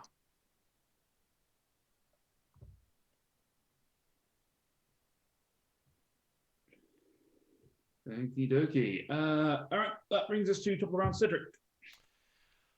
Joy to the world. Okay. In the interest of reserving some more spell slots, I'm going to swing around and just swing my axe at number 2, please. Okay, So okay. if you can move me around onto that corner, thank you. 28 to hit. Yes. With 11 points of damage. Well, exactly how many you need. It makes me sad to kill these people. As you hit it, Cedric, no. Can you imagine how horrifying that would be? Yeah, I know, right? Right. No, Cedric, you're my father. All right. That is your action. Anything your bonus? Nay. We are but men. Rock. You turn into a horse. I will. No, in fact, can I keep moving to like the other side of the wall opposite Foundling, please? Yeah. Probably. Yes. All right. That ends you, Skeletor. Make a wisdom saving. No. I think it's to kill. There is one thing to kill. Fuck you, finally. You can't see it.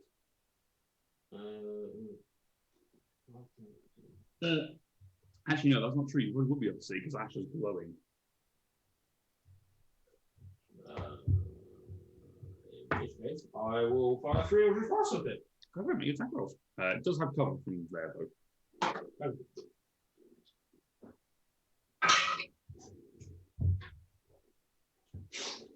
Oh. 15? No. 18? No. 29? That hits. 6. Oh, it's so stuck. Galazar has been useful today. Okay. As a bonus action, I will cast Mass Healing Word. Okay. I will center it on Lyra. Okay. Roll your healings. And I will do it at 4th level. Okay. That's one. 9! 9 points of healing to Cedric, Lyra, Asher, and Funding. Nice. By the way, Luke, I did do a concentration check for Asher's damage. Thank you. All right, it is the Myconid's turn. He's going to use his bonus action to second wind. I was wrong about that before. I was right the first time. No heal. Attacks are normal. Oh, there's no heal. Yeah. Yeah. In which case, I'll take that off. In case I don't do that. Because he doesn't use a second wind. Okay, swords are swinging. 3 attacks against Foundling. Foundling is there. 9.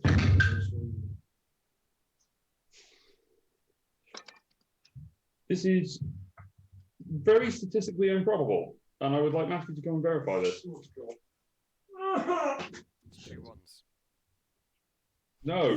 All 20s. Yeah, all 20s. Why would you say ones, Ross? You know what Luke's dice are like. I'm just trying to like,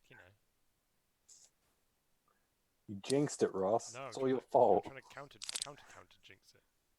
The dice that were already rolled have now changed to Hold on. 20s because you said they weren't. They are all crits. Ah, for fuck's sake. You probably want to do these one at a time. There's a decent chance I'll drop to 0. The Okay. first one I will use a reaction to turn into a normal hit. Okay, so the first one is 13 points of damage. 13. Yes, 1 3. Okay. Second one is 6 and 8, 14, 19 points of damage. Okay, I'm still up for now. This It- will probably do it. It's under half, so it doesn't do the extra damage. So that is 14, 20 points of slashing damage. Yep, I'm down. And he is down.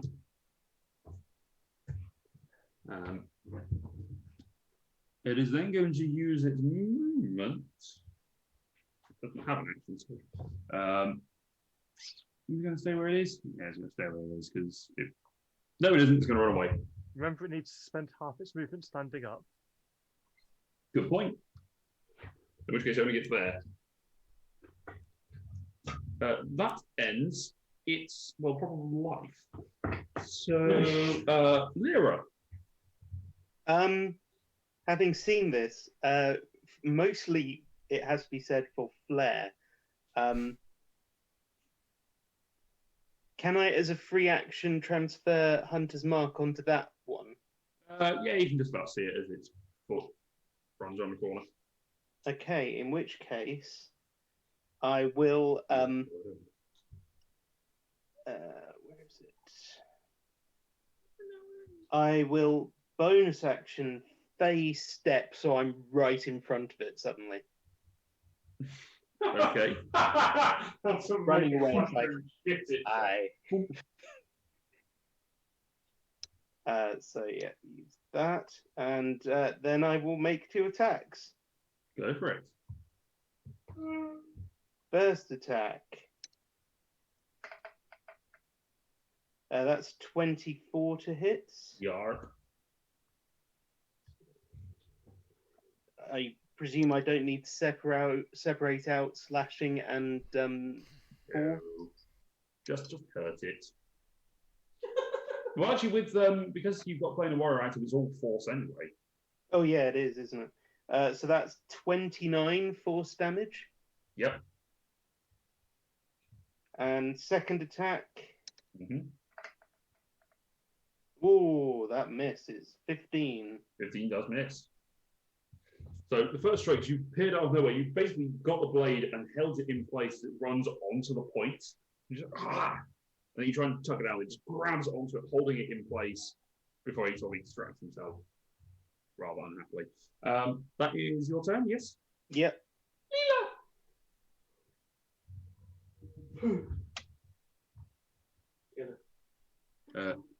Can't see it. It's beyond your dark vision at once.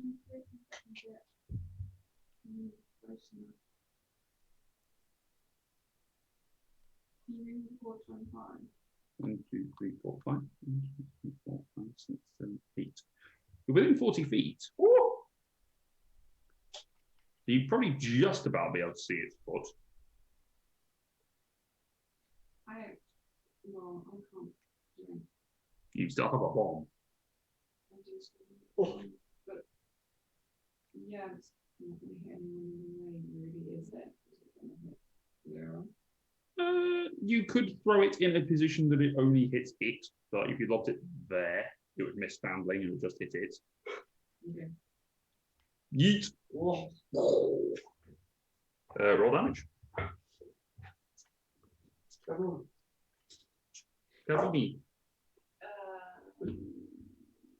12 points. 12 points of lightning damage. Ouch. Maze, that has no save. Oh well. Doesn't. Oh, no, the bottom one is it's for the dex save. Oh, it makes a dex save. Right, okay, I misunderstood. I guess it's because the catapult sort of nullifies the explosion damage because it hit you in the chest.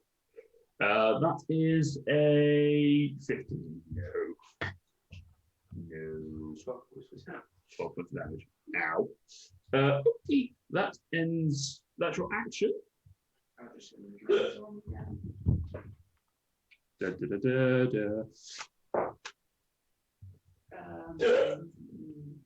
Yeah, 28 and 30. Yes, maybe. Kill Steel again with bloody drone. Yeah, I know, right? Huh? So are you going to kill Steel again with a bloody drone? Well, what can I say? They come in handy. Yes, she is. That's what she's going to say. What can I say? Stabby. Droney is 7 points and Dronad is 8 points. 15. Okay, he is unhappy. Oh, okay. Kafina, you're up. Hey, so I'd like to start moving in. I'm not sure if I have enough movement to actually get to seeing it. I mean, your dark vision is better than most, but he's round the corner at this point, so your angle will be a bit hard pressed. Yeah, from there, you've got no hope. If I'm further down, though, towards you, am I not possibly squeezing it? I mean, I'd say he has 3/4 cover. I mean, I'm cool with that. Anything. Yeah, I'll chill touch again. Okay, roll your Arcana check. Yep, same roll as last time. Man, why is this what I use high numbers on? Attack roll. Yeah. That is a lot. Oh, right. Yeah, 29. Yep, hit. Cool. And then we get 3d8. So that's 8 necrotic damage, and they can't heal until the end of my next Yeah, turn. they definitely can't heal, because as you hit it with the chill touch this time, the body it just withers inside itself and just seems to collapse. Nice. And implode upon itself as it dies. And with that, you have had your first encounter within the passages held currently by Zuktmoy. Let me remove that. If I put it away, make it go away. So, with that, you take a second to tend to your wounds and prepare to press on through this cave of fungus. What? I would like to cast healing word on family. Yeah, I assume someone would do something with family. I figured Cedric would get there first, because Cedric does have his turn first. Yes, I will. And his heals are better. I'll probably dump. I hadn't decided yet what I was going to pop in. But So. Kalasar just wants to do something apart from. Make a wisdom saving throw, see whether you do something. Natural 20. No, I have those. You saw them. I'm just looking at resourcing here. Level 5 cure wounds. Level 5? Yeah. Okay. So it would be max healing. So 45. There you go. Yeah. 45 points of healing to family. Yeah. Is that plus the 5 on top? Did you do that already? It's 40 for 5d8 and then plus 5 for your wisdom modifier. Thanks. I don't know math, so that was good. Okay, Founding, you have 45 hit points. So, with that, your first encounter with demons and plant has come to a close, and that is where we shall leave the Wandering Stars for this week. Interesting. Interesting. That was a medium encounter. Interesting. I was going to say, you guys are badasses. Yeah, I mean, I only took 20 points of damage, so. Yeah, who needs haste? Yeah. Protection against evil and good is badass. I mean, I looked at my screen at one point and I was like, I want 93 hit points. And then realised that for some unknown reason the long rest hadn't taken. Oh, right. Because I'd used all three of my level 3 and 4 spell slots. I was like, wait, what? Yeah, you probably why am I on so few hit points? Why am I so many hit points? Oh, right, because I'm way back here doing nothing. Back here. Yeah. But anyway, we will pick that up next time. Thank you guys very much for joining us. We hope you've enjoyed tonight's session. Go and check us out on Twitter @EatQuitSurvive, our YouTube channel, Eat, Quit and Survive, where you can find all of our previous episodes, including this one. And if you're watching this one again, thanks. This is coming back. Don't forget to hit the subscribe button, follow and like and all the various things that you do on various different channels. Come say hi. We're friendly. We don't bite. I'm just going to throw in one You thing. don't. I haven't told Luke this, but if you watch enough of us on Twitch and you accumulate 5,000 of our channel points, you can redeem them to name a item, character, or something in the world. So It's definitely something I would have agreed to had I been told about it before. so though Luke wasn't aware, he is now, and you can redeem those points if you. Yes, may not be for this campaign, but probably will be for next campaign when we. 5,000 points is quite a lot. I moderate and I'm on here and I've got 3.5k right now. So. Yeah, I'm roughly at about 3. Just 3. People have to be committed. Not even 1,000. You're just on 3 points. Yeah, just 3 solitary points. All right. So thank you very much, everyone. Take care of yourselves out there. Stay safe, and we'll see you next time. Good night.